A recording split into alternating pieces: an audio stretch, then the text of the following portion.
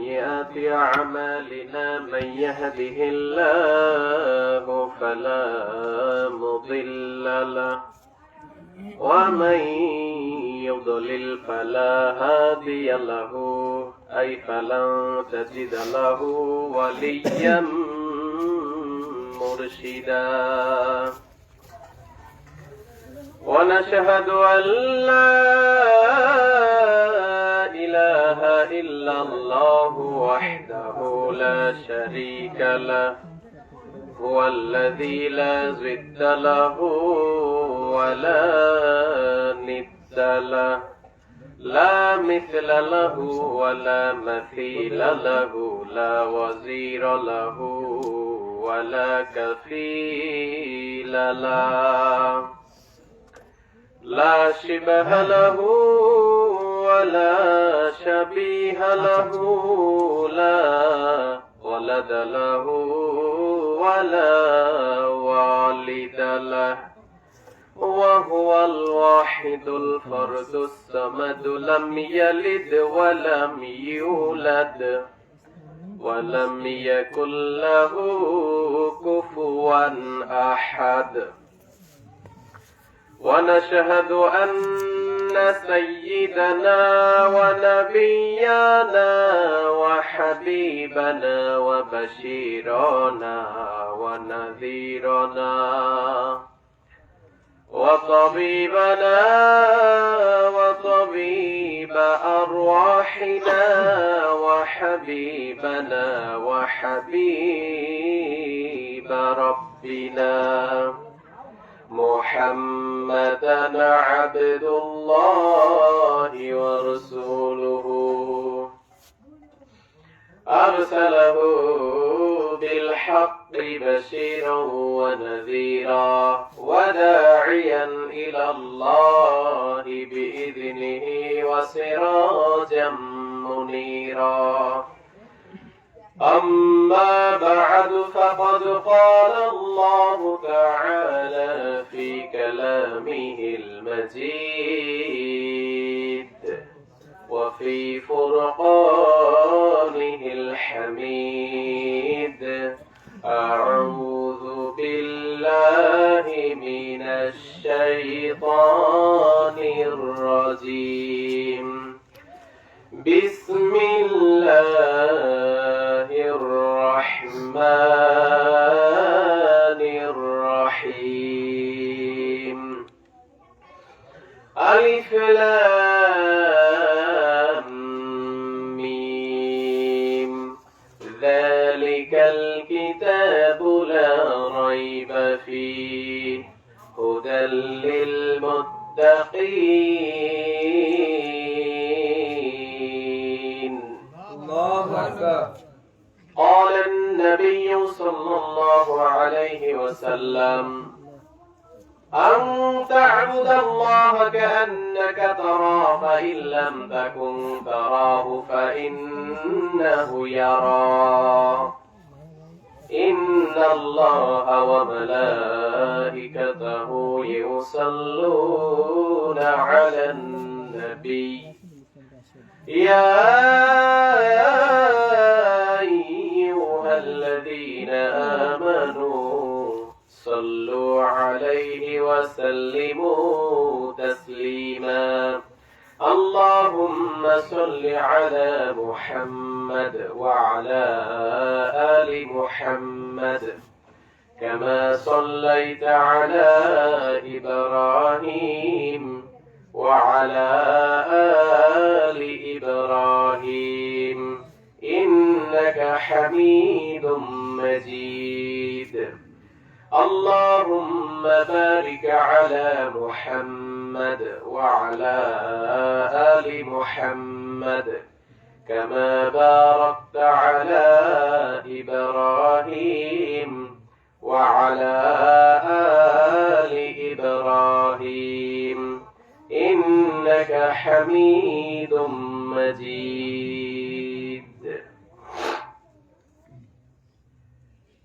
দাও খোদা দাও আমায় আবার ওমর দারাজে দিল দাও দাও খোদা দাও আমায় আবার ওমর দারাজ দিল দাও আলীর মতো বীর সেনানী আলীর মতো বীর সেনানী জাগাতেই নিখিল দাও খোদা দাও আমায় আবার ওমর দারাজ দিল দাও খোদা দাও আমায় আবার ওমর দারাজ দিল হামজাকে দাও ঘরে ঘরে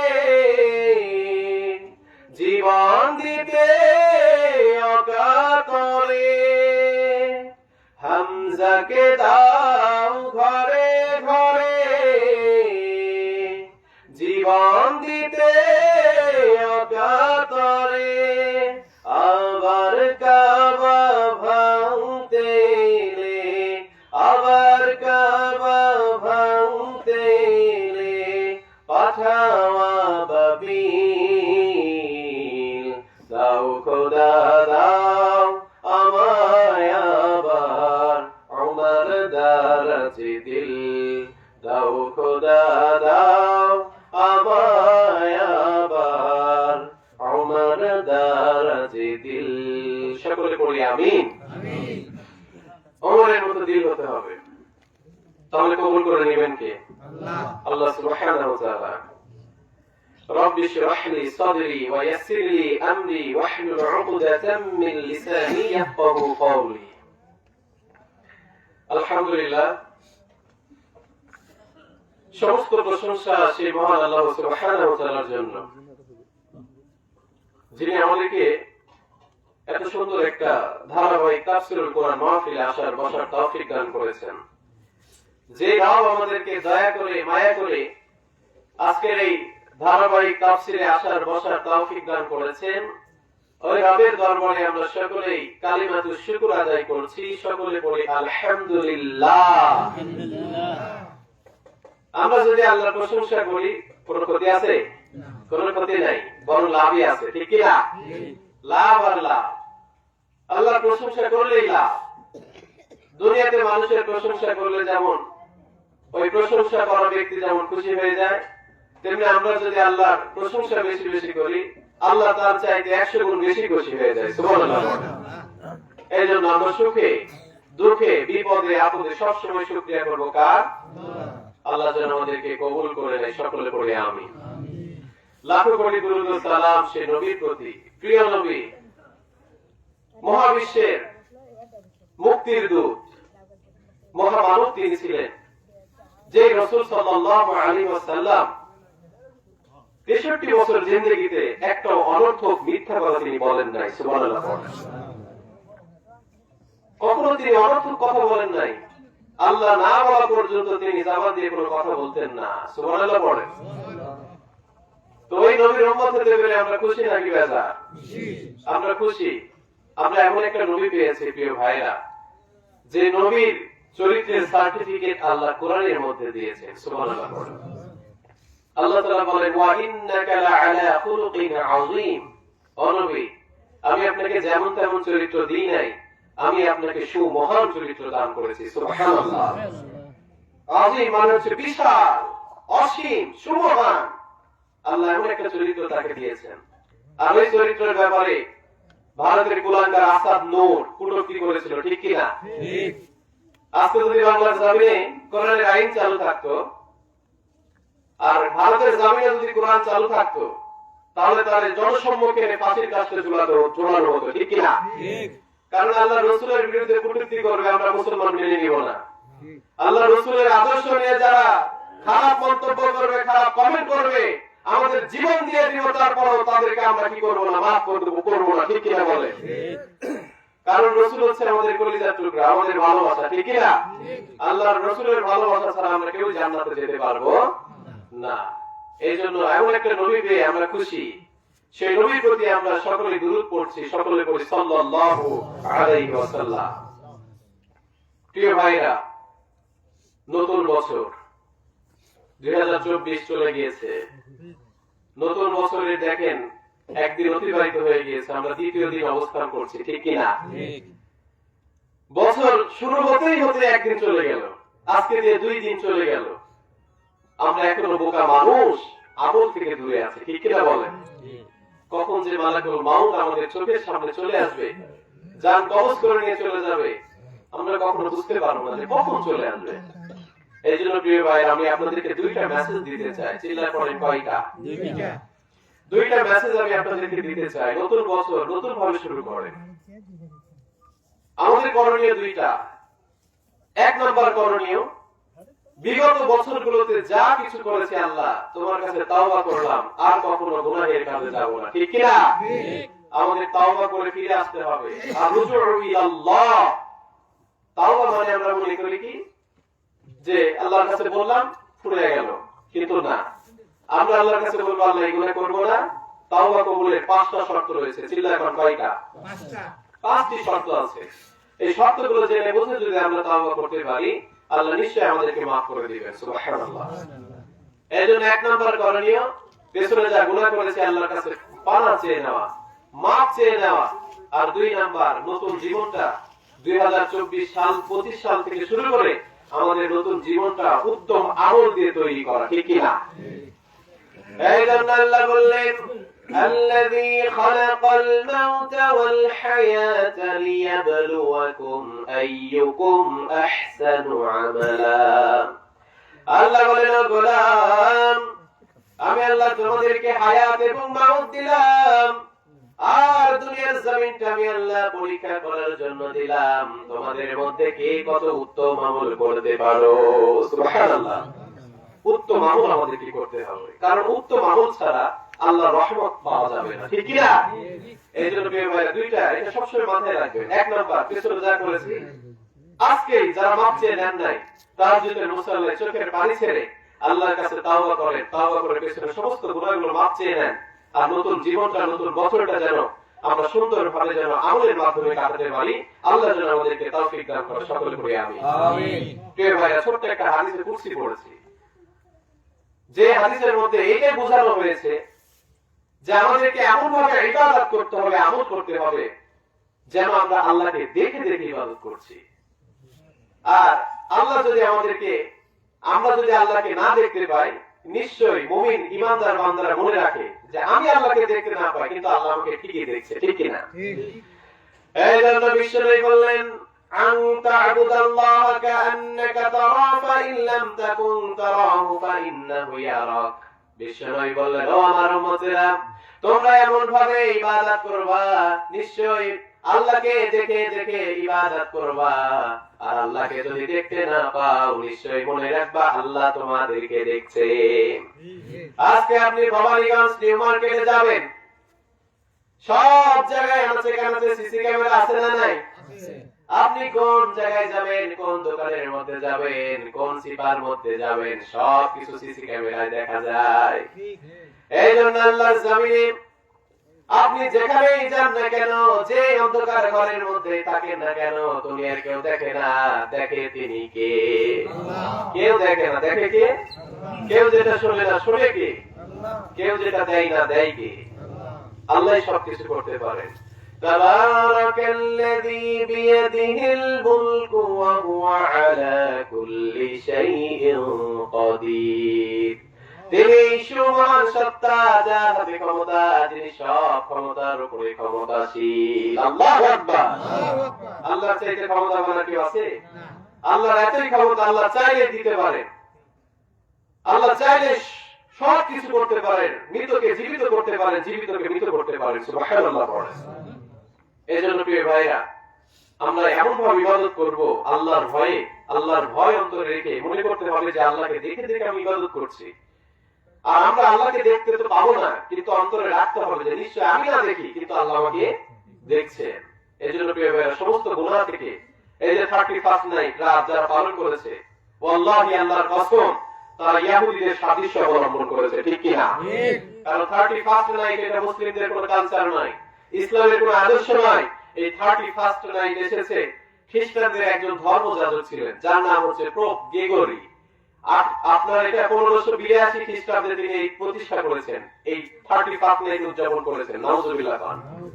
আজকে আমরা মুসলমান, আমরা ইসলাম ধর্মের আমরা অন্তর্ভুক্ত, কিন্তু আমরা আমাদের কাজকর্মের মাধ্যমে যা বোঝাচ্ছি আমরা ইসলামে নাই, আমরা বেধর্মীদের কালচার নিয়ে ব্যস্ত আছি, ঠিক কিনা? এই জন্য আল্লাহ কুরআনুল কারীমের সূরাতুল কাফিরুনের মধ্যে বলেছেন লাকুম দীনুকুম ওয়ালিয়া দীন। আল্লাহর নবীকে আল্লাহ বললেন, নবী আপনি বলেন যে তোমাদের দিন তোমাদের জন্য, আমার দিন আমার জন্য। সুবহানাল্লাহ পড়েন। তাহলে আমার দিন আমার জন্য, আমার ধর্ম আমার জন্য, আমার ধর্মীয় উৎসব আমার জন্য, বেধর্মীদের উৎসব আমার জন্য নয়। তাহলে কেমন করে আপনি মুসলমান হয়ে বেধর্মীদের অনুষ্ঠান আপনি পালন করছেন? এই জন্য বিশ্বনবী বলেছেন যে জাতির অনুসরণ করবে, অনুকরণ করবে, যে জাতিকে জাতির সাদৃশ্য অবলম্বন করবে, তারা তাদেরই অন্তর্ভুক্ত হয়ে যাবে। নাউজুবিল্লাহ। আবার আল্লাহ সুবহানাহু ওয়া তাআলা কুরআনুল কারীমের সূরা হাশরের মধ্যে বলেছেন আল্লাহ রাসূল জানিয়েছে তা গ্রহণ করো, আর আল্লাহ রাসূল যা নিষেধ করেছে তা তোমরা বর্জন করো। সুবহানাল্লাহ পড়েন। আল্লাহ রাসূলের জীবদ্দশায় 31 নাইট ছিল না, হাজার হাজার সাহাবী ছিলেন। 4 খলিফায়ে রাশিদিনের জামানায় 31 নাইট ছিল না, কারণ এটা তো ইসলামের কোন অন্তর্ভুক্তই না, ঠিক কি না? এইজন্য প্রিয় ভাইরা, যা করছেন আল্লাহর কাছে তাওবা করেন। নতুন বছরটা শুরু করা লাগতো ফজরের সালাত দিয়ে, নতুন বছরটা শুরু করা লাগতো তাহাজ্জুদের মুসাল্লায় চোখের পানি ছেড়ে আল্লাহর কাছে তাওবা করার মাধ্যমে, ঠিক কি না? কিন্তু যারা পিকনিক করে, যারা অশ্লীল ভাবে নাচানাচি করে, গান বাজনা করে, আতশবাজি পটকা ফুটিয়ে যারা এই পালন করেছেন, এখনো সময় আছে তাওবা করেন। তাওবা করলে সব মাফ করে দিতে পারেন তিনি কে? আল্লাহ। এই জন্য প্রিয় ভাইরা, আমরা তাওবা করব, তাওবা করে আল্লাহর কাছে থেকে আমাদের সব গুনাহগুলো যেন মাফ করতে পারে, আল্লাহ যেন তৌফিক দান করে, সকলে বলে আমিন। আসুন, যেহেতু সময় খুব সংক্ষিপ্ত, গভীর রাত, অনেক শীত পড়েছে, আপনাদেরকে কষ্ট দেওয়া যাবে না, আমরা আসলে কোরআন থেকে কথা বলবো। মহাবিশ্বের আল কোরআন, যে কোরআনের মধ্যে কোনো ভুল নাই। সুবহানাল্লাহ পড়েন। যেহেতু ধারাবাহিক তাফসীর, আজকে যে সূরা নিয়ে আলোচনা করব, শুরু হবে প্রথম আয়াত থেকে। যে সূরা আমরা শুরু করতে যাচ্ছি, কোরআনুল কারীমের 114টি সূরার মধ্যে 2 নাম্বার সূরা। চিল্লায় কোন কয় নাম্বার? 2 নাম্বার সূরা, সূরাতুল বাকারা। এটি একটি মাদানী সূরা। কি সূরা? মাদানী। আল্লাহ রাসূলের জীবনে 2 সিস্টেমে কোরআন নাযিল হয়েছে।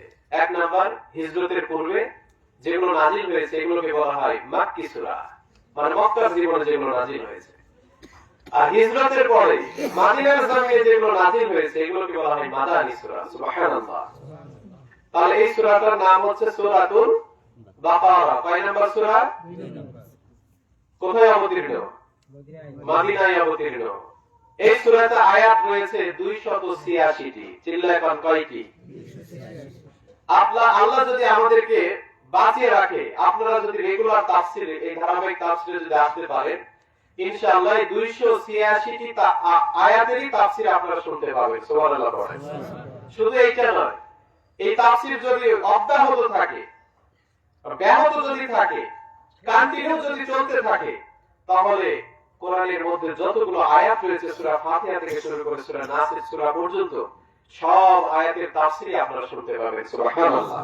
আমরা কি চাই এই তাফসীরুল কোরআন, এই ধারাবাহিক তাফসীরটা কি তা কন্টিনিউ চলতে থাক? সারা কারা চান দেখে আল্লাহকে 2 হাত দেখান। ইনশাআল্লাহ, ইনশাআল্লাহ। নারে তাকবীর, আল্লাহু আকবার। নারে তাকবীর, আল্লাহু আকবার। আল্লাহ যেন আমাদেরকে কবুল করে নেয়, সকলে পড়ি আমিন। আমিন। আর এটা যদি আমরা চলমান রাখতে চাই, আপনাদের সহযোগিতা দরকার, ঠিক কি না? আমরা সহযোগিতা করব তো? ইনশাআল্লাহ। কার জন্য?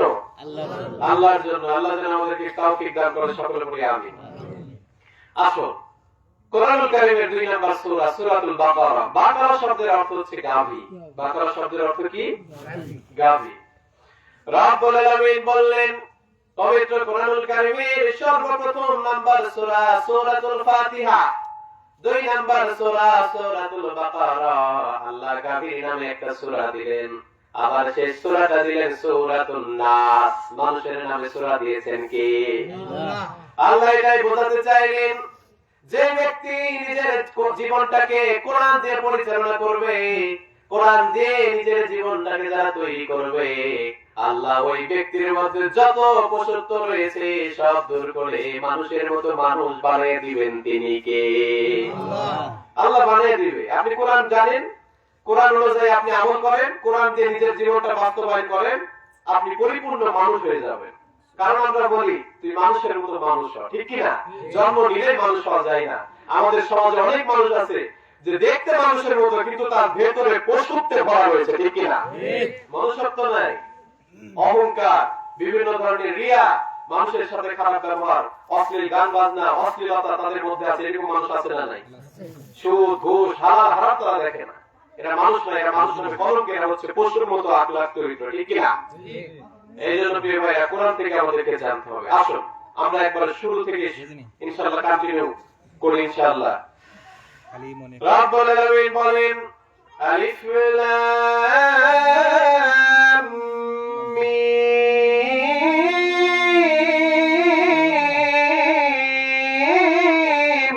আল্লাহু আকবার। আল্লাহ বলেন আলিফ লাম মিম, তিনটা অক্ষর দিয়ে আল্লাহ শুরু করলেন সূরাতুল বাকারা। যেই অক্ষরের অর্থ দুনিয়ার কোনো মানুষ বলতে পারবে না। সুবহানাল্লাহ। এই তিনটা অক্ষর, শুধু তাই নয়, কোরআনুল কারিমে 27 কিংবা 29টা সূরার প্রথমে এইরকম আল্লাহ ছোট ছোট ভাগ ভাগ বিচ্ছিন্ন অক্ষর দিয়ে কি করেছেন? শুরু করেছেন। আল্লাহু আকবার। যেমন আল্লাহ বলেন হামিম, তাসিম মিম, ইয়াসিন ওয়াল কুরআনিল হাকিম। এই যে ছোট ছোট শব্দ দিয়ে শুরু করলেন, এইটা দুনিয়ার কোন মানুষ কি করতে পারবে না। আল্লাহ এটা দিয়ে কি বুঝিয়েছেন এটাকে বলতে পারবে না। তারপরে তাফসীরবিদ যারা রয়েছিলেন তারাও এগুলোর কিছু কিছু বর্ণনা করেছেন যে এইটার মাধ্যমে এইটা হতে পারে, এইটা হতে পারে, এইভাবে ব্যাখ্যা বিশ্লেষণ তারা করেছেন।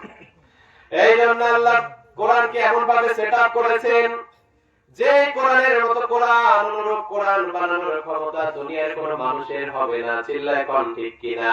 কে ভাইরা আপনি একটু সামনের দিকে এগিয়ে আসুন, একটু চাপিয়ে আসুন তো প্রিয় ভাইরা।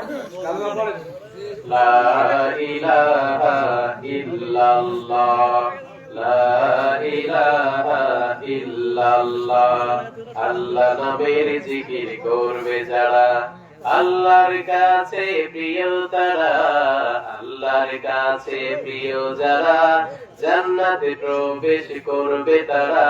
বলেন লা ইলাহা ইল্লাল্লাহ, লা ইলাহা লা ইলাহা ইল্লাল্লাহ মুহাম্মাদুর রাসূলুল্লাহ সাল্লাল্লাহু আলাইহি ওয়াসাল্লাম। আমরা সুন্দরভাবে বসে যাই, জায়গা দিই, মানুষকে শোনার সুযোগ করে দিই ইনশাআল্লাহ। এই জন্য আল্লাহ বললেন, দেখো আমি আল্লাহর কত ক্ষমতা, কোন মানুষের ক্ষমতা নাই। আমি আল্লাহ যেই কোরআন তোমাদেরকে দিয়েছি, কোরআনের মতো কোরআন তোমরা কেউ বানাতে পারবে না, ঠিক কি না? কোরআনের মতো কোরআন কেউ বানাতে পারবে না। কাফের বেঈমান মুশরিকরা চেয়েছিলেন এই কোরআনের মতো কোরআন তৈরি করতে, কিন্তু তারা পারে নাই। এই জন্য আল্লাহ বললেন, وَإِن كُنتُمْ فِي رَيْبٍ مِّمَّا نَزَّلْنَا عَلَى عَبْدِنَا فَأْتُوا بِسُورَةٍ مِّن مِّثْلِهِ وَادْعُوا شُهَدَاءَكُمْ إِن كُنتُمْ صَادِقِينَ। আল্লাহু আকবার। রাব্বুল আলামিন বললেন, ও কাফের বেঈমানরা, তোমাদের মধ্যে অনেক সাহিত্যিক আছে, অনেক কবি রয়েছে, অনেক জ্ঞান গর্ব মানুষ আছে, বলো বলো আমি আল্লাহ ব্যতীত তারা কি কোন কোরআন তৈরি করতে পারবে নাকি? যাও তোমরা কোরআন তৈরি করে নিয়ে আসো। আমি আমার বান্দা মুহাম্মাদের উপরে যে কোরআন নাযিল করেছি, এই কোরআনের মতো অনুরূপ একটা কোরআন তৈরি করো। যদি কোরআন তৈরি করতে না পারো, একটা সূরা, সূরাতুল কাউসারের পরিমাণ একটা সূরা তোমরা নিয়ে আসো। আর যদি তোমরা না পারো, রব্বুল আলামিন বলেন, فَإِن لَّمْ تَفْعَلُوا وَلَن تَفْعَلُوا فَاتَّقُوا النَّارَ الَّتِي وَقُودُهَا النَّاسُ وَالْحِجَارَةُ أُعِدَّتْ لِلْكَافِرِينَ। আল্লাহু আকবার। আর তোমরা যদি না পারো, ভয় করো সেই আগুনকে, ওই ইন্ধনকে, যে ইন্ধনের আগুনের জ্বালানি হবে মানুষ এবং পাথর। নাউযুবিল্লাহ। আমাদেরকে দিয়ে আল্লাহ তাআলা কি করবেন? জাহান্নামের আগুন জ্বালাবেন। উইদ্দাত লিল কাফিরিন।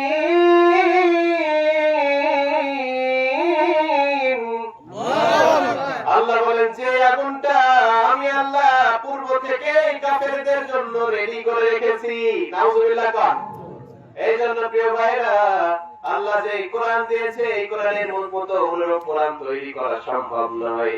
এই জন্য আল্লাহ বললেন আলিফ লাম মিম।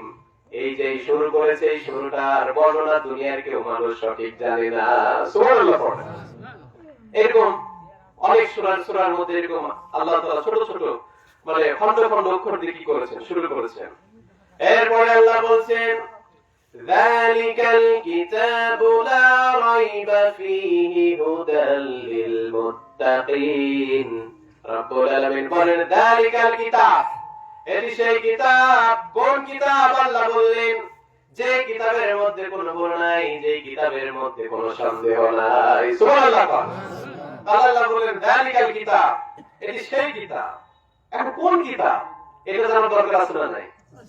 সেই কিতাব যেটা আমরা পড়তেছি সেটাই হচ্ছে মহাবিশ্বের আল কোরআন। সুবহানাল্লাহ। আল্লাহ কোরআন আমাদেরকে দিয়েছেন। দুনিয়ায় যত বই রয়েছে, দুনিয়ায় যত কবিতার বই রয়েছে, সাহিত্যের বই রয়েছে, গল্পের বই রয়েছে, সব বইয়ের মধ্যে ভুল রয়েছে। কিন্তু আল্লাহ যে আমাদেরকে কোরআন দিয়েছে, কোরআন নাযিল করেছে, এই কোরআনের মধ্যে কোনো ভুল আছে নাকি? কোরআনের মধ্যে কোনো ভুল নাই, এটা আমরা বুক ফুলিয়ে বলতে পারি, ঠিক কি না? কাফের বেঈমানরা পূর্বে যেরকম ভুল ধরতে চেয়েছে ভুল ধরতে পারে নাই। কিয়ামত পর্যন্ত যত বড়ই কাফের হোক, নাস্তিক হোক, যত বড়ই কি হোক না কেন, কিন্তু কোরআনের ভুল তারা যতই ধরতে আসবে কিন্তু কোরআনের ভুল তারা ধরতে পারবে না। আল্লাহু আকবার। আল্লাহ কেমন ভাবে কোরআনটাকে সেটআপ করলেন? এই জন্য আল্লাহ বলেন এই কোরআনের মাধ্যমে আমাদেরকে দিলেন।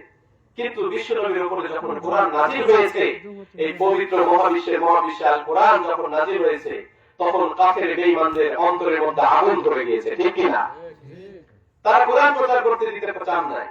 সম্মানিত প্রিয় উপস্থিতি ভাইরা, দেখেন 1400 বছর আগেও যেমন কাফের বেঈমানরা কোরআনে বাধা দিয়েছে, কোরআন প্রচার ইসলাম প্রচারে যেমন বাধা দিয়েছে, তারই উত্তরসূরি এখনো বাংলার জমিনে কিছু রয়ে গিয়েছে, ঠিক কি না? তারা এখনো তাফসীর মাহফিলে বাধা দিতে চায়, কোরআন প্রচারে ইসলাম প্রচারে বাধা দিতে চায়। এবং দেখা যায় সংবিধান থেকে আল্লাহু আকবারের ধ্বনি, সংবিধানের থেকে বিসমিল্লাহর ধ্বনি তারা তুলে দিতে চায়, ঠিক কি না? এই জন্য প্রিয় ভাইরা, যারা চাচ্ছে বাংলার জমিন থেকে কোরআন তুলে দিবে, যারা চাচ্ছে বাংলার সংবিধান থেকে কোরআন হটিয়ে দিবে, নিশ্চয় তারা আবু লাহাব ও জাহাল ফিরআউনের উত্তরসূরি। প্রিয় ভাইরা, আমি আপনাদেরকে একটা মেসেজ দিতে চাই, একটা কথা বলতে চাই। আজকে দেখেন এই বাংলার জমিনের পেছনে অনেক শত্রু লেগেছে, ঠিক কি না? তারা চাচ্ছে এই বাংলার জমিনে যেন ইসলাম কায়েম না হোক, কোরআন যেন কায়েম না হয়, এইটা তারা চাচ্ছে।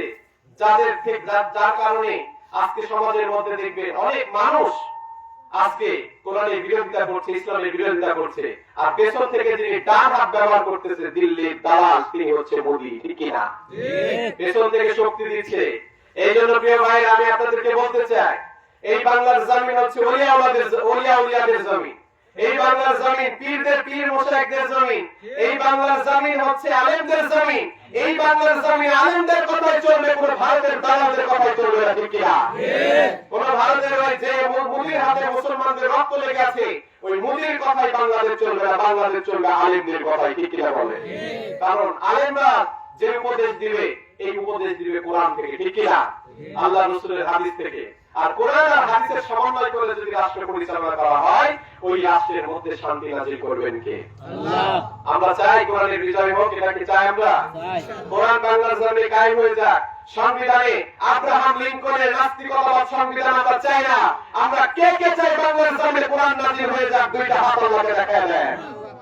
নারে তাকবীর, আল্লাহু আকবার, নারে তাকবীর, আল্লাহু আকবার। আল কোরআনের আলো সংসদে জ্বালো, সংসদে জ্বালো, আল কোরআনের আলো।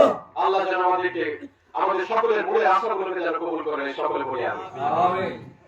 এই জন্য প্রিয় ভাইরা, যেই কোরআনের মধ্যে ভুল নাই, যেই সংবিধানের মধ্যে কোনো ভুল নাই, সেই সংবিধান চালালে ইনশাআল্লাহ কোনো ভুল কাজ করা হবে না, ঠিক কি না? এই জন্য আল্লাহ বললেন, আমি এমন একটা কিতাব দিলাম কোরআন, যে কিতাব অনুসরণ করলে, যে কিতাব অনুকরণ করলে আল্লাহ রাব্বুল আলামিন আমাদেরকে অন্ধকার পথ থেকে আলোর পথে নিয়ে যাবেন। সুবহানাল্লাহ পড়েন। কিতাবুন আনজালনাহু ইলাইকা লিতুখরিজান নাসা মিনাজ-যুলুমাতি ইলান-নূর। আল্লাহু আকবার। রাব্বুল আলামিন বলেন, ও নবী, আমি আপনার উপরে যে কিতাব নাযিল করেছি, ওই কিতাব দিয়ে যদি আপনি দাওয়াতের কাজ করেন, মানুষের মধ্যে যদি ইসলাম প্রচার করেন, আমি আল্লাহ কোরআনের মধ্যে এমন কিছু দিয়েছি যেটা দিয়ে আপনি দাওয়াত প্রচার করলে, যেটা দিয়ে মানুষের কাছে যদি আপনি বর্ণনা করেন, আলোচনা করেন, এই কোরআনই মানুষকে অন্ধকার পথ থেকে আলোর পথে নিয়ে যাবেন। সুবহানাল্লাহ। আবার আল্লাহ বললেন, এই কোরআন দুনিয়ার কোন বই নাই, দুনিয়ার কোন গ্রন্থ নাই যে বই মানুষের ঈমানটারে বৃদ্ধি করে দিতে পারে, একমাত্র কোরআনই মানুষের ঈমানটারে বৃদ্ধি করে দেয়। ঠিক কি না? রাব্বুল আলামিন বলেন, ইন্নামাল মুমিনুনা আল্লাযীনা ইযা যুকিরাল্লাহু ওয়াজিলাত কুলুবুহুম ওয়া ইযা তুলিয়াত আলাইহিম আয়াতুহু সাদাতুহুম ঈমানা। রাব্বুল আলামিন বলেন, যারা ঈমানদার তাদের সামনে যখন কোরআনের বয়ান করা হয়, কোরআন তেলাওয়াত করা হয়, কোরআনের আলোচনা করা হয়, ওই কোরআনের আয়াত শুনে, কোরআন তেলাওয়াত শুনে রব্বুল আলামিন এই কোরআনের মাধ্যমে, আলোচনা তেলাওয়াতের মাধ্যমে তার ঈমানটারে বৃদ্ধি করে দেয়। সুবহানাল্লাহ। এইজন্য প্রিয় ভাইরা, আমরা মানুষ, আমাদের ঈমান, আপনাদেরকে একটা কথা বলি, ফেরেশতাদের ঈমান কখনো কি হয় না, কমে না, স্থির থাকে। আর নবীদের ঈমান কখনো কমে না, উপরের দিকে বাড়তে থাকে। সুবহানাল্লাহ পড়ে।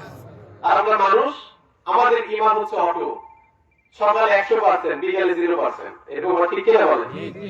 এই জন্য আমাদের ঈমান যেমন উঠানামা করে শেয়ার বাজারের মতো, এই জন্য প্রিয় ভাইরা, যাদের ঈমান নিয়ে যাদের সন্দেহ আছে যে আমার মনে হয় ঈমানের মধ্যে দুর্বলতা চলে আসছে, এতদিন নামাজ পড়লাম, এখন কেন নামাজ কাজা হয়ে যাচ্ছে, এতদিন ভালো করলাম মানুষের, কেন আমার দ্বারা গুনাহ হয়ে যাচ্ছে, খারাপ হয়ে যাচ্ছে, তখন আল্লাহ তাআলা এখানে আপনাদের নির্দেশনা দিয়েছে, কোরআন শুনেন, কোরআন তেলাওয়াত শুনেন, ঈমানটাকে বৃদ্ধি করে নেবেন কে? আল্লাহ। এই জন্য বেশি বেশি কোরআন তেলাওয়াত শোনার দরকার আছে না নাই?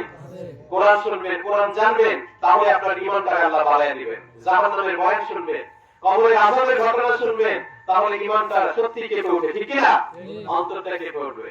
এই জন্য আল্লাহ বললেন, আমি এমন একটা কিতাব দিলাম কোরআন, যেই কোরআনটা মানুষের ঈমানটাকে বৃদ্ধি করে দেয়। সুবহানাল্লাহ।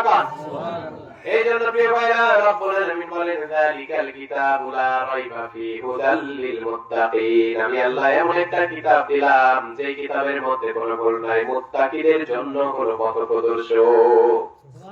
মুত্তাকিদের জন্য কি? পথপ্রদর্শক। আবার আল্লাহ যে কোরআনটা দিল, এই যে দেখেন, আমি কিছুক্ষণ আগে বলছিলাম, বিশ্বনবী সাল্লাল্লাহু আলাইহি ওয়াসাল্লামের উপরে যখন কোরআন নাযিল হয়েছে, কাফেররা চেয়েছিল, কাফেরদের প্রচেষ্টা ছিল কোরআনকে কি করে দাও, ধ্বংস করে দেওয়া। ঠিক কি না? কোরআনকে দাবিয়ে দেওয়া।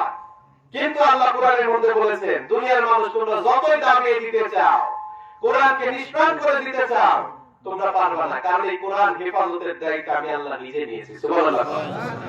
এই জন্য রব্বুল আলামিন বলেন, ইন্না নাহনু নাযালনা যিকরা ওয়া ইন্না লাহু লাহাফিজুন। রব্বুল আলামিন বলেন, নিশ্চয় আমি আল্লাহর জিকির কোরআন নাযিল করেছি, আর এই কোরআন জিকিরের হেফাজতকারী আমি আল্লাহ নিজেই হয়েছি। সুবহানাল্লাহ। এই জন্য বিরোধী, কোরআন বিরোধী যারা রয়েছেন, কোরআনের বিপক্ষে যারা রয়েছেন, আপনারা যতই চান কোরআনকে বাধা দিতে, কোরআন প্রচারে বাধা দিতে, আল্লাহ কোরআনের হেফাজতকারী হয়েছেন, কিয়ামত পর্যন্ত কেউ কোরআনকে দাবায় দিতে পারবেন না। এই জন্য সাবধান, কখনো কোরআনের পেছনে লাগবেন না, ইসলামের পেছনে লাগবেন না, তাহলে ধ্বংস অনিবার্য। ঠিক কি না? ধ্বংস হয়ে যাবে প্রিয় ভাইরা। এই জন্য আমরা সবসময়, আমি সব জায়গাতে বলি, আমাদের সমাজে আমরা মুসলমান দাবি করি, কিন্তু কোরআনের বিরোধিতা করি। আমরা মুসলমান দাবি করি, হুজুরদের বিরোধিতা করি। কেন? হুজুররা হচ্ছে নবীদের ওয়ারিস। সুবহানাল্লাহ। হুজুররা কি? আল উলামা ওয়ারাসাতুল আম্বিয়া। ঠিক কি না হুজুর? ওলামায়ে কেরাম হচ্ছে নবীদের ওয়ারিস। আর নবীদের ওয়ারিস যারা সম্মান দিয়েছেন কি আল্লাহ, তাদের সাথে আমরা কেন অসম্মানী করব? তাদেরকে আমরা কেন গালিগালাজ করব? তাদের আমরা কেন ভুল করার জন্য সবসময় লেগে থাকবো? এরকম আছে না নাই? হুজুরের ভুল ধরার জন্য কি আছে? রেডি আছে। অন্য মানুষ কিছু সমস্যা নাই করলে, কিন্তু হুজুর যদি একটা মিস্টেক করে ওইটা নিয়ে গোটা এলাকার মধ্যে তোর পার হয়ে যায়। এই জন্য হুজুরদের পেছনে লাগা যাবে না, জীবনটা ধ্বংস হয়ে যায়। প্রিয় ভাইরা, যারা ফেসবুকে আলেমদের বিরুদ্ধে কথা বলতেছে, এখনো সময় আছে, তাওবা করেন। আপনি কখনোই আল্লাহর কাছে প্রিয় বান্দা হতে পারবেন না, ধ্বংস হয়ে যাবেন। আল্লাহ যেন আমাদেরকে বোঝার তৌফিক দান করে, সকলে পড়ে আমিন। তাহলে আল্লাহ বলতেছেন যালিকাল কিতাব লা রাইবা ফীহি হুদাল লিল মুত্তাকিন। মুত্তাকিদের জন্য কি পথ প্রদর্শক। মুত্তাকি তারাই যারা, যাদের অন্তরের মধ্যে, যাদের হৃদয়ের মধ্যে পরহেজগারি বেশি রয়েছে। সুবহানাল্লাহ। আল্লাহর ভয় যার অন্তরে আছে, ঠিক কি না? আল্লাহর ভয় আমাদের অন্তরে থাকা দরকার আছে না নাই? আমরা সবসময় আল্লাহর ভয় অন্তরে রাখবো, কিন্তু যেমন তেমন ভয় রাখলে হবে না। হাক্কাতু তাআতি, ভয় করার মতো ভয় আল্লাহকে করতে হবে, যেই ভয়ের উপরে আর কোনো ভয় নাই। সুবহানাল্লাহ পড়ে। কিন্তু আমরা যদি ওই পরিমাণ ভয় করতাম প্রিয় ভাইরা, তাহলে আমরা কেউই এক ওয়াক্ত নামাজ পড়ি আর আরেক ওয়াক্ত নামাজ ছেড়ে দিতাম না, ঠিক কি না? আমরা কেউই সুদ ঘুষ হারাম নিয়ে ব্যস্ত থাকতাম না। আজকে আমাদের সমাজে সুদ ঘুষ এগুলো বেড়েই চলেছে, ঠিক কিনা? আবার আরেকটা কথা না বললে না, ইসলাম প্রচার করে, ইসলামকে ব্যবহার করে অনেকে সুদের কারবার করছে। এরকম হচ্ছে কি হচ্ছে না বলেন? আমাদের সমাজে আছে। এই জন্য ধ্বংস তাদের জন্য যারা ইসলামকে ব্যবহার করছে, যারা কোরআনকে ব্যবহার করে, যারা কি করছে সুদের কারবার তারা পরিচালনা করছে। আল্লাহ যদি খাতা থেকে বাঁচার তৌফিক দান করে, সকলে বলি আমিন। এই জন্য কোরআনের মধ্যে কোনো ভুল নেই। মুত্তাকিদের জন্য পথ প্রদর্শক যারা কোরআনকে মানবে, কোরআন দিয়ে যারা আমল করবে, রব্বুল আলামিন তাদেরকে মুত্তাকি হিসেবে গণ্য করবেন। আর যারা মুত্তাকি হবে, কোরআন তাদেরকে এমন পথ দেখাবে, সেই পথ হলো জান্নাতের পথ। সুবহানাল্লাহ। ইহদিনাস সিরাতাল মুস্তাকিম। মুস্তাকিমের পথে আমাদের কি করতে হবে? চলতে হবে। আর এই কোরআনই একমাত্র আমাদের ওই সহজ সরল পথে নিয়ে যেতে পারবে, ঠিক কি না? এই জন্য পরবর্তী আয়াতে আল্লাহ আবার বললেন الذين يؤمنون بالغيب ويقيمون الصلاة ومما رزقناهم ينفقون। রাব্বুল আলামিন বলেন মুত্তাকি হলো তারাই, এক নাম্বার মুত্তাকিদের গুণ হবে যারা গায়েবকে বিশ্বাস করবে। সুবহানাল্লাহ পড়ে। আল্লাযীনা ইউমিনুনা বিল গায়ব। মুত্তাকির এক নাম্বার কোয়ালিটি, এক নাম্বার বৈশিষ্ট্য হচ্ছে মুত্তাকি তারা যারা গায়েবের প্রতি বিশ্বাস এনেছে, ঈমান এনেছে। এখন গায়েবের মালিক কে? আল্লাহ ছাড়া কেউ গায়েবের মালিক হতে পারে না। দুনিয়ায় যত নবী রাসূল এসেছে কেউই গায়েবের মালিক ছিলেন না। আল্লাহ রাসূলও গায়েব জানতেন না। সুবহানাল্লাহ পড়ে। কিন্তু অনেকে বলে নবী গায়েব জানতেন, এটা নিয়ে আমার ইখতিলাফ আছে।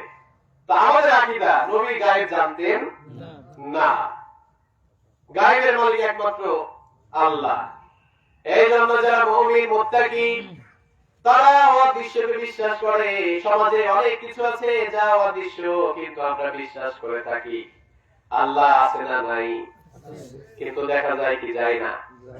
আল্লাহ যে আছে দেখা যায় না, এইটা বিশ্বাস করে যারা মুত্তাকি হলো তারা, ঠিক কি না? আল্লাহর ফেরেশতা আছে, এটা বিশ্বাস করা হলো মুত্তাকি। যারা বিশ্বাস করবে তারাই মুত্তাকি।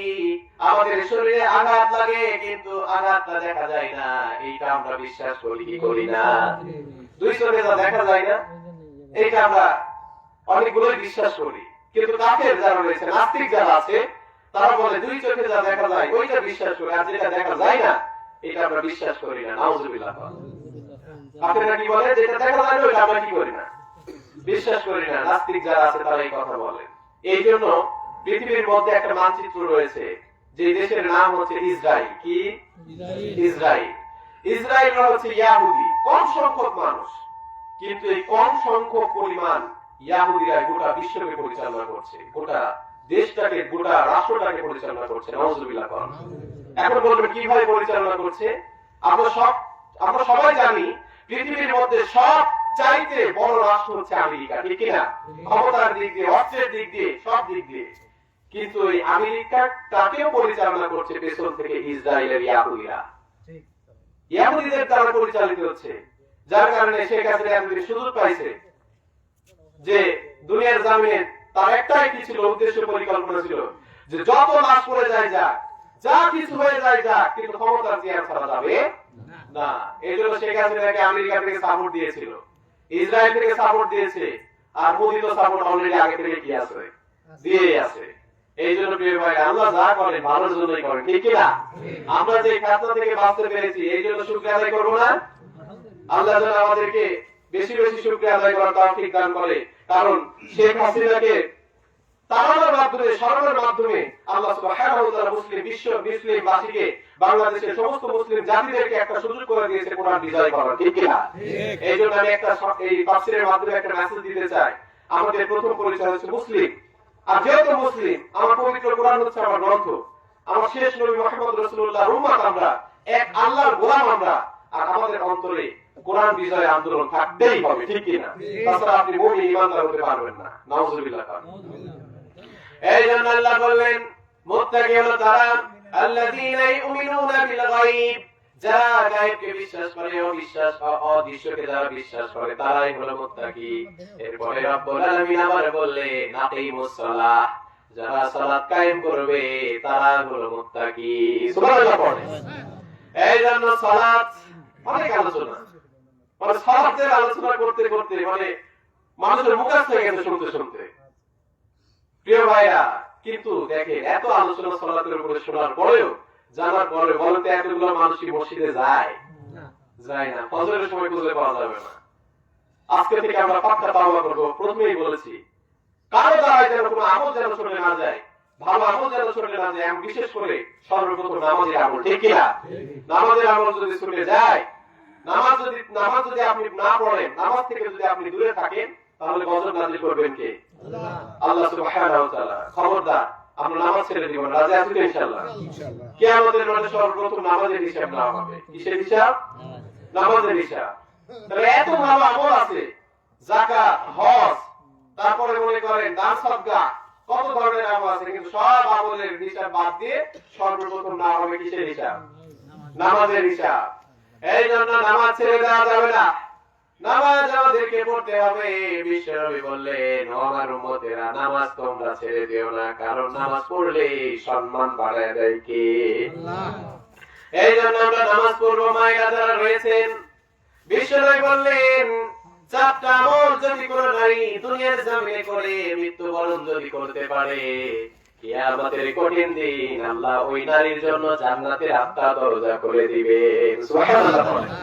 ওই চার আমলের মধ্যে এক নাম্বার আমল হলো সালাত। নামাজ পড়তে হবে। নামাজ যারা পড়বে না, আল্লাহর জান্নাতেও সে যেতে পারবে না, ঠিক না? নামাজ না পড়লে আল্লাহ জাহান্নাম, আর পড়লে আল্লাহ জান্নাত রেখে দিয়েছে। সুবহানাল্লাহ। এই জন্য প্রিয় যুবক ভাইরা যারা রয়েছেন, সময় চলে যায়, হায়াত চলে যায়, কখন মালাকুল মাউত, মৃত্যুর দূত আমাদের সামনে চলে আসবে।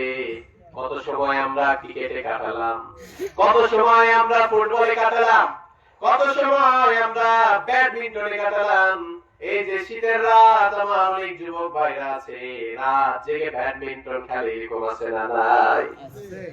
কিন্তু কপাল পোড়া যুবক সারা রাত ব্যাডমিন্টন খেললো, সময় কাটালো, কিন্তু আমাদের ঘুমে বাড়ির ভেতরে গিয়ে ঘুমিয়েছে, ফজরের সালাত আদায় করার সুযোগ হয় না, ঠিক কিনা?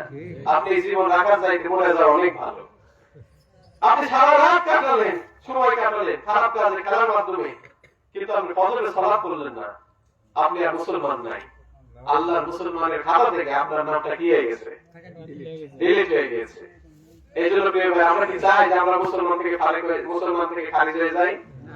চাই কি চাই না? কে কে চান না? দেখি দেখি দেখি দেখি দেখি ভাইরা, চাই না কে কে? এটাই বলেছি, সঠিক টাইপ শুনেছেন আপনারা। তাহলে যারা হাত তুলেছেন, ফজরের সালাত দিয়ে আজকে আমরা, কালকে ফজরের সালাত দিয়ে আমরা নতুন বছর শুরু করব। রাজি আছি তো ইনশাআল্লাহ? আমাদের আমল থেকে, আমাদের নামাজ থেকে যেন কোনো নামাজ যেন কি না হয়, ছুটে না যায়। আমরা রাজি আছি তো ইনশাআল্লাহ? আল্লাহ যেন আমাদেরকে তৌফিক দান করে। প্রিয় ভাইরা, সমাজের মধ্যে আমি মনে করি, সমাজের মধ্যে কিছু কিছু গণ্যমান্য ব্যক্তি আছে যারা মাতব্বর হয়, আছে না নাই? আমি শুধু বলি, আল্লাহ এই সরদারি মাতব্বর এরা তো জাহান্নামে যাবে। কোথায় যাবে? কারণ সরদারি করেছে, সমাজের ক্ষমতা নিয়ে বসেছিল, কিন্তু কে সালাত পড়লো কে সালাত পড়লো না সে তদন্ত করে নাই, ঠিক কিনা? কে গুনাহ করতেছে কে গুনাহ করছে না এটা সে তদন্ত করে নাই। যারা গুনাহ করতেছে সমাজের লোকেরা, তাদেরকে বোঝানো উচিত, তাদেরকে জানানো উচিত, তাদেরকে নামাজের তাগিদ দেওয়া উচিত। নামাজ ফরজ, নামাজ তোমাকে পড়তে হবে, তাদেরকে এই মেসেজ গুলো দেওয়া উচিত, ঠিক কিনা? এই জন্য প্রিয় ভাইয়া, সমাজের যারা মাতব্বর রয়েছে, সমাজের যারা সর্দার রয়েছে, আমি চাই এই সর্দারটাও কোরআন প্রেমী সর্দার হতে হবে, ইসলাম প্রেমী সর্দার হতে হবে। কিন্তু দুর্ভোগ, কিন্তু কষ্ট এক জায়গাতে আমরা নেতা সিলেক্ট করি সুদখোর, ঘুষখোর, দুর্নীতিবাজ, ঠিক কিনা? আজকে সমাজের অনেক নেতা আমরা সিলেক্ট করি, আমরা এমপি মন্ত্রী হয়ে দূরেই যাই, ওগুলোতে না যাই। আমরা বলি যে সমাজের যিনি সর্দার হয় এও সুদখোর হয়, ঠিক কিনা? ঘুষখোর হয়, বেনামাজি হয়, যারা সবসময় কোরআন মাহফিলের বিরোধিতা করে, এদেরকে আমরা সর্দার বানাই। আল্লাহর কাছে আপনাকেও জবাবদিহি করতে হবে, নাউজুবিল্লাহ। এই জন্য সর্দার নেতা সিলেক্ট করতে হবে ইসলাম প্রেমী, কোরআন প্রেমী, তাহলে কবুল করে নেবেন কে? আল্লাহ যেন আমাদেরকে বুঝার তৌফিক দান করে, সকলে করে আমিন। এই জন্য প্রিয় যুবক ভাইরা, যুবতী বোনেরা, খবরদার খারাপ রিলেশনে যাবেন না, খারাপ কাজে যাবেন না, সময়গুলো চলে যায়, এখনো সময় আছে। আল্লাহ হায়াত দিয়ে আপনাকে বাঁচিয়ে রেখেছেন, তাওবা করেন, তাওবা করে ভালো আমলগুলো শুরু করে দিতে হবে। এই জন্য আজকে এখান থেকে তাওবা করে বাড়ির দিকে রওনা হব। ও আল্লাহ, কত পাপ করেছি, কত গুনাহ করেছি, নামাজ ছেড়ে দিয়েছি, কত মানুষের সাথে খারাপ ব্যবহার করেছি। ও আল্লাহ, পাক্কা তাওবা করলাম, আর কোনদিন খারাপ কাজ করব না, গুনাহের কাজ করব না। আজকে তাওবা করলাম, ফজরের সালাত দিয়ে নিজের জীবনটা নতুন ভাবে শুরু করব। রাজি আছেন ইনশাআল্লাহ? আল্লাহ যেন আমাদেরকে কবুল করে, সকলে বলি আমিন। এই জন্য নামাজ অনেক দামি প্রিয় ভাইরা। বিশ্বনবী বললেন, আল্লাহর কাছে যৌবন বয়সের ইবাদত সবচাইতে দামি, আল্লাহর কাছে যৌবন বয়সের ইবাদত সবচাইতে মূল্যবান। এই যে আমাদের সমাজে ডাব পাওয়া যায়, ঠিক কিনা? ডাব ডাবের যখন যৌবন থাকে তখন এটা দাম অনেক বেড়ে যায়, আর ডাব যখন বয়স হয়ে যায়, নারিকেল হয়, তখন কিন্তু দাম কমে যায়, ঠিক কিনা? কিছুটা হলেও কমে যায়। এই জন্য আমি সব জায়গাতে বলি, এই যৌবন বয়সে 40-50 বছর যারা নামাজ আদায় করবে, আর যখন সে 70-80 বছরে পদার্পণ করবে, যখন হাঁটুর জয়েন্ট গুলো ব্যথা হয়ে যাবে, মাজার জয়েন্ট গুলো ব্যথা হয়ে যাবে, উঠলে বসতে পারবে না, বসলে উঠতে পারবে না, ঠিক মতো ওযু করতে পারবে না, শরীর সবসময় না পাক থাকবে না, এরকম অবস্থা যখন হবে, আমি আপনাদেরকে বলে গেলাম 50 বছর 40 বছর যৌবন বয়সটাকে যদি আপনি কাজে লাগাতে পারেন ভালো আমলের দ্বারাই, দেখবেন কোন ব্যক্তি সরকারি চাকরি করলে কিছু বছর পরে তার রিটায়ার হয়ে যায়, ঠিক কিনা? কিন্তু সে কিন্তু পেনশন পেতেই থাকে মাসে মাসে। আল্লাহু আকবার। তেমনি কোন ব্যক্তি নিজের যৌবন বয়সটাকে যদি ইবাদতে কাটায়, সে যখন বয়স হয়ে যাবে, রিটায়ার নিয়ে নিবে, যখন আমল ঠিক মতো যখন করতে পারবে না, ওই যৌবন বয়সে আমল থেকে আল্লাহ রাব্বুল আলামিন তাদেরকে পেনশন হিসেবে সে নামাজ না পড়লেও নেকি পাবে। সুবহানাল্লাহ। না পড়লে পাবে, কারণ যৌবন বয়সের ইবাদত সে বেশি বেশি করেছে, আল্লাহর কাছে সে প্রিয় বান্দা হয়ে গেছে। সুবহানাল্লাহ। এই জন্য প্রিয় ভাইরা, সিজদায় লুটিয়ে পড়বেন। কত রাত কম্বলের মধ্যে বেগানা নারীর সাথে কথা বলে কাটালেন, কত রাত কত সময় আমরা বেগানা নারীর সাথে কাটালাম, কথার মাধ্যমে কাটালাম, ঘোরাফেরার মাধ্যমে কাটালাম। ও যুবক, মনটা কি চাই না আল্লাহর প্রতি আমরা ঈমান এনেছি, আল্লাহর প্রতি আমরা বিশ্বাস এনেছি, আমরা মুসলমান, মনটা কি চাই না সমস্ত গুনাহ থেকে আল্লাহর একজন প্রিয় বান্দা হয়ে যায়? চাই কি চাই না? আল্লাহর প্রিয় বান্দা হতে হবে প্রিয় ভাইরা। তাহলে যুবক ভাইরা যারা আছি, নামাজ তো পড়বো ইনশাআল্লাহ। এই জন্য ফেরেশতারা বলেন, দুনিয়ায় যত পানি রয়েছে, আটলান্টিক মহাসাগর থেকে শুরু করে প্রশান্ত মহাসাগর, যত আনাচে কানাচে যত সাগর মহাসাগরের পানি রয়েছে, ফেরেশতারা বলে সব পানির ফোঁটাগুলো আমাদের পক্ষে গোনা সম্ভব। আর ইবাদত করার সময় যৌবন বয়সে কোন যুবক যখন ইবাদত করার জন্য নামাজে দাঁড়িয়ে যায়, নামাজে যখন সিজদায় লুটিয়ে পড়ে, সিজদায় কি পরিমাণ সওয়াব হয় ফেরেশতাদের পক্ষে গোনা সম্ভব নয়। সুবহানাল্লাহ। এমন পরিমাণ গুনাহ, এমন পরিমাণ আল্লাহ নেকি দান করে, সওয়াব দান করে, ফেরেশতারা বলে আমাদের পক্ষে গোনা সম্ভব নয়। এই জন্য প্রিয় ভাইরা, আমরা যদি আল্লাহকে সন্তুষ্ট করতে চাই, আল্লাহর জান্নাতে যদি আমরা যেতে চাই, আমাদেরকে নামাজ পড়ার দরকার আছে না নাই? আমাদেরকে নামাজ আদায় করতে হবে প্রিয় ভাইরা। নামাজই একমাত্র আমাদেরকে সমস্ত অশ্লীল গুনাহ থেকে, বেহায়াপনার কাছ থেকে দূরে রাখতে পারে, ঠিক কি না? আজকে দেখেন অনেক নামাজি আছে প্রিয় ভাইরা, কষ্ট নেবেন না, অনেক নামাজি আছে নামাজ পড়তে পড়তে সিজদা দিতে দিতে কপালে কালো দাগ এরকম আছে না, কিন্তু সুদ ছাড়তে পারে না, ঠিক কি না? ঘোষ ছাড়তে পারে না। এরকম অনেক নামাজি আছে কপালে দাগ পড়ে গেছে প্রিয় ভাইরা, কিন্তু নিজের বয়স হয়ে গেছে 80, বয়স হয়ে গেছে 70, কিন্তু তার ভেতরে এখনো 20 বছরের চাহিদা যায় নাই, ঠিক কি না? নারী দেখলে বিভিন্ন খারাপ মন্তব্য, মিষ্টি মিষ্টি কথা, এরকম আছে না? বলেন, বহুত আছে। এই জন্য আল্লাহ ঘোষণা করলেন, যারা সালাত পড়বে, যারা নামাজ আদায় করবে, নামাজে আপনাকে অশ্লীল, বেহায়াপনা, খারাপ, অন্যায়, দুর্নীতি কাজ থেকে হেফাজত করবে। এই জন্য রাব্বুল আলামিন বলেন, ইন্নাস সালাতা তানহা আনিল ফাহশাই ওয়াল মুনকার, ইন্নাস সালাতা তানহা আনিল ফাহশাই ওয়াল মুনকার।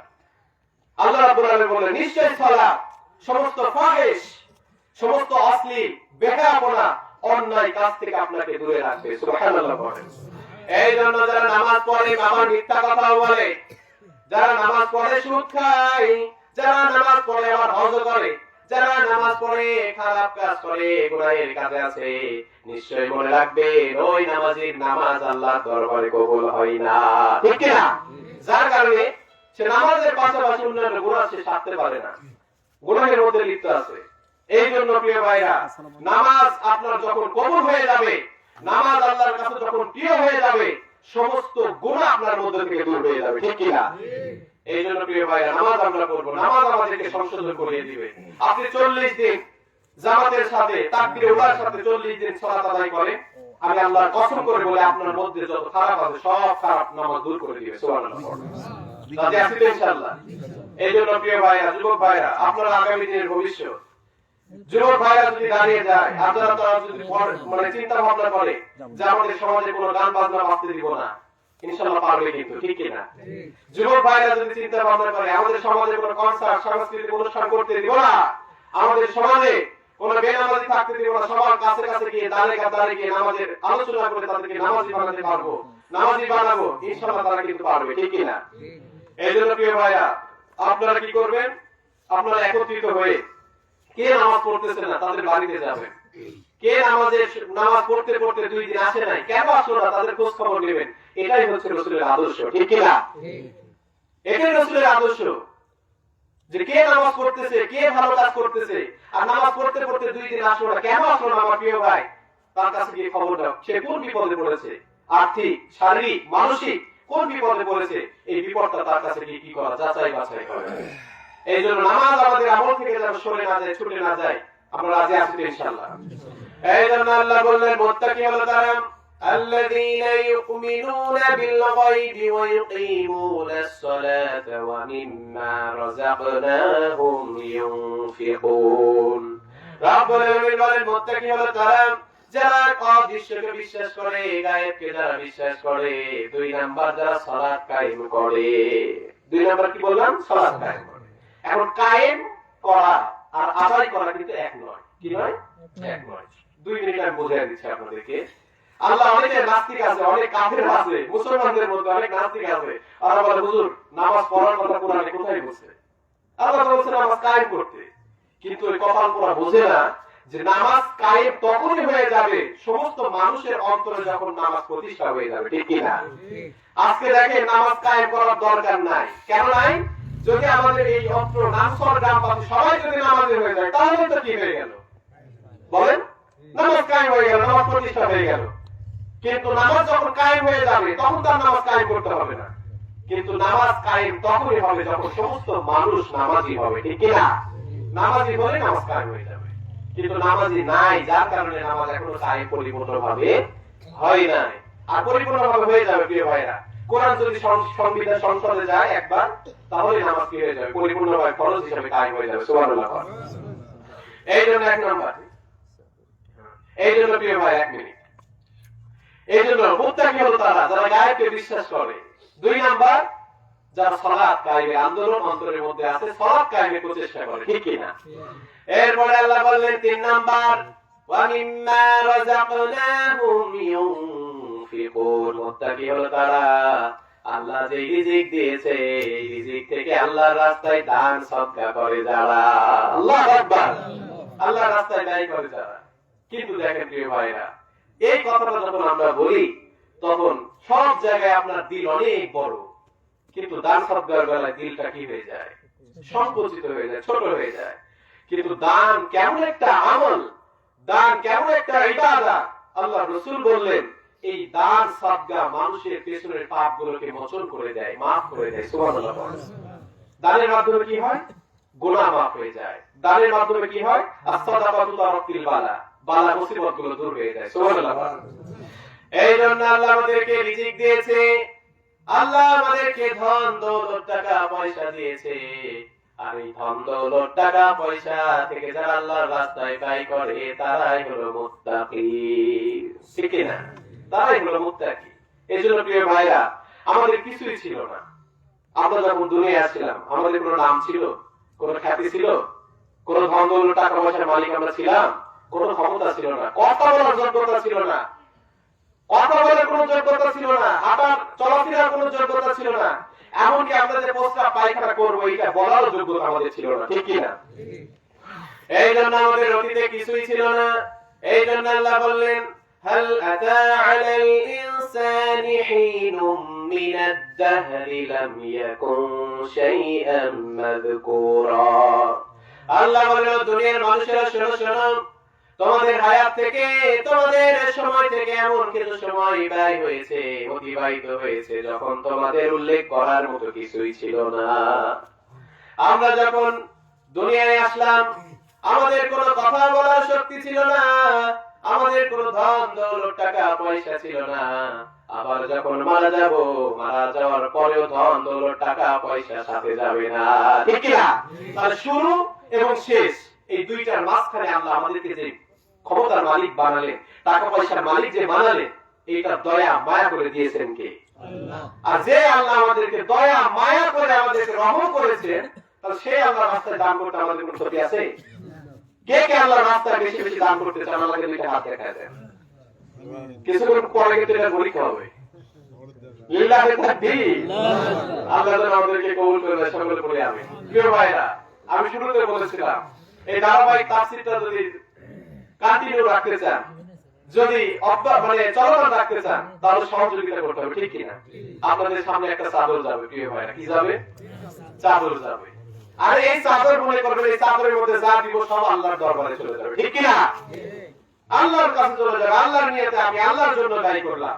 এই জন্য হাত দুটা ঠান্ডা হাত পকেটের মধ্যে ঢোকাবেন, গরম গরম যা টাকা আছে যে যতটুকু পারবেন আল্লাহর রাস্তায় দিবেন। রাজি আছেন ইনশাআল্লাহ? পড়েন লা ইলাহা ইল্লাল্লাহ, লা ইলাহা ইল্লাল্লাহ, লা ইলাহা ইল্লাল্লাহ, লা ইলাহা ইল্লাল্লাহ, লা ইলাহা ইল্লাল্লাহ, লা ইলাহা ইল্লাল্লাহ, লা ইলাহা ইল্লাল্লাহ মুহাম্মাদুর রাসূলুল্লাহ। সকলে বলি সাল্লাল্লাহু আলাইহি ওয়াসাল্লাম। ঠিক আছে ইনশাআল্লাহ। তো প্রিয় ভাইরা শুনেন, আমরা কি করি যখন দান সদকার কথা বলি? হুজুর জি বলুন। আচ্ছা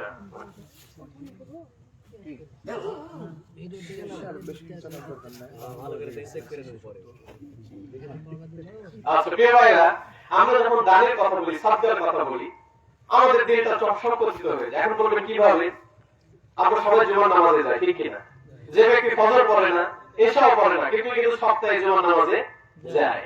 এখন জুমার নামাজে যখন সালাত শেষ হয়ে যায়, কৌটাগুলো ছেড়ে দেওয়া হয়। কি দেওয়া হয়? কৌটা। এখন যারা মানি ব্যাগ ইউজ করে, ওই মানি ব্যাগের টাকা এরকম মানে সরাতে সরাতে সরাতে যখন দেখি এসডি কোনো টাকা, খুচরা কোনো পয়সা আছে কিনা, ওইটা কি করে? দিয়ে দেয়। কিন্তু ওখানে 10 টাকার নোট ছিল, 20 টাকার নোট ছিল, কিন্তু ওগুলো দেয় নাই 5 টাকার নোট কি করে? আল্লাহ আল্লাহ রাস্তায় আপনার ব্যাগে যদি 10,000 টাকা থাকে, 100 টাকা দিলে কোনো ক্ষতি হবে? আল্লাহ যদি চায় 100 টাকার বদৌলতে আপনি নামাজ শেষ করে মোটরসাইকেল নিয়ে যাওয়ার সময় 1 লক্ষ টাকার বিপদ মাফ করে দিতে পারে, পারে কি পারে না? ইনশাআল্লাহ কিন্তু পারে, অবশ্যই পারে। কিন্তু আমরা এটা মানুষ বুঝি না যে আল্লাহ সামান্য দানের মাধ্যমে ওই দানটা যদি প্রিয় হয়, আমাদের উপরে যত বিপদ আছে সবগুলো মাফ করে দিবে। সুবহানাল্লাহ পড়ে। আবার অনেকে আছে টাকা যখন আমরা দিই, ভালো করে শুনেন, টাকা যখন আমরা দিই ভালো কচকচে নোট আমরা ওই কোনটাতে দিতে চাই না, সব সিরাজগুলো দিই, এটাও আছে না নাই? ওই দান আপনার কবুল হবে না। এখন বলবেন হুজুর কেন হবে না? আমি তো দান করলাম না। আল্লাহর নবী ইব্রাহিম আলাইহিস সালাতু ওয়াস সালাম সবাই চিনেন, আমাদের জাতির পিতা। আমার মজিদের নাম করেন না, সবাই বলে জাতির পিতা ইব্রাহিম। কে? শেখ মুজিবুর গোলার টিম। বলেন জাতির পিতা ইব্রাহিম, শেখ মুজিবুর গোলার টিম। মনে থাকবে তো ইনশাআল্লাহ? এই কথাকে যারা বিশ্বাস করবে যে শেখ মুজিবুর জাতির পিতা, তার ঈমান থাকবে না। নাউজুবিল্লাহ। ঠিক।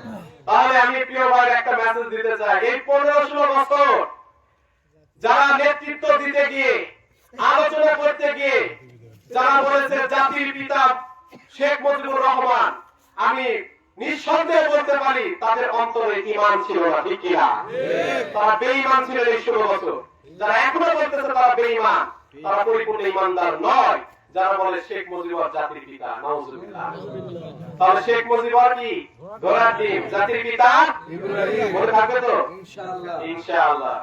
দেখেন ইব্রাহিম আলাইহিস সালাতু ওয়াস সালামকে আল্লাহ স্বপ্নে দেখালেন, ও ইব্রাহিম তুমি তোমার প্রিয় জিনিস কুরবানি করো। কি করো?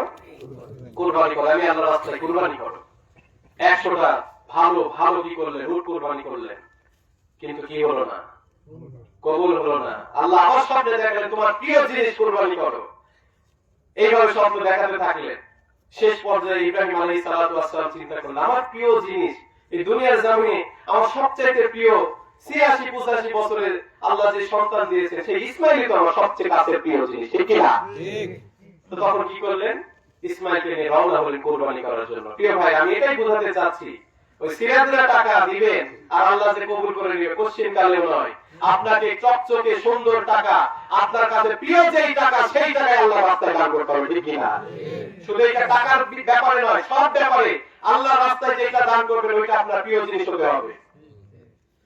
কিন্তু আজকে যে দেখে সামনে কুরবানি আসবে, আল্লাহ বলল প্রিয় জিনিস কুরবানি করো। কিন্তু আমরা কি করতেছি? আমি বুঝিয়ে দেব ঘটনাটা। আমরা কি করতেছি? গরু 2 দিন আগে 1 সপ্তাহ আগে কিনে কি করছি? খাসি কিনে নিয়ে আসতেছি। বলতো এটা প্রিয় হলো? কিন্তু টাকা আপনার কাছে প্রিয়। কি প্রিয়? 25,000-30,000 টাকা দিয়ে কুরবানি করছেন, এই টাকা কিন্তু প্রিয় হুজুর সবার কাছে, সবার কাছে প্রিয়। তো প্রিয় জিনিস আমরা কি করতেছি? কুরবানি করতেছি। আল্লাহ যেন সকলের কুরবানি গুলো যেন কবুল করে, সকলে করি আমিন।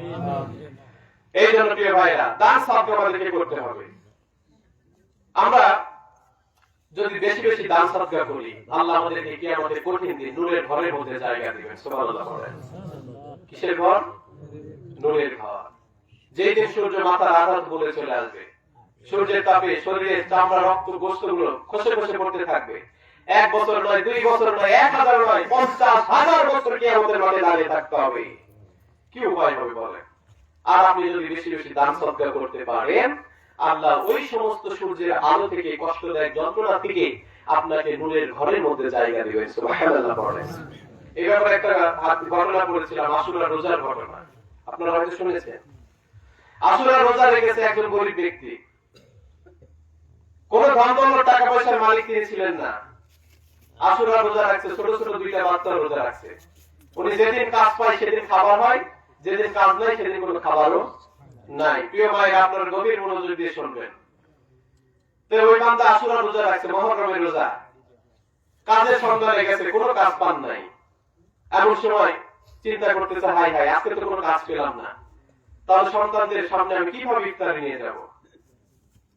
কিভাবে আমি বাবা হিসাবে তাদের সামনে মুখ দেখাবো? এমন সময় চিন্তা করতে করতে পাশের বাড়ির একজন ধনী ব্যক্তির কাছে গেলেন আর বললেন, ও বড়লোক মুসলমান ভাই, আল্লাহ আপনাকে কম দেন নাই, আমি মুহররমের রোজা রেখেছি, আশুরার রোজা রেখেছি, ও আমার ধনী ভাই, আপনি আমাকে কিছু টাকা দান করেন।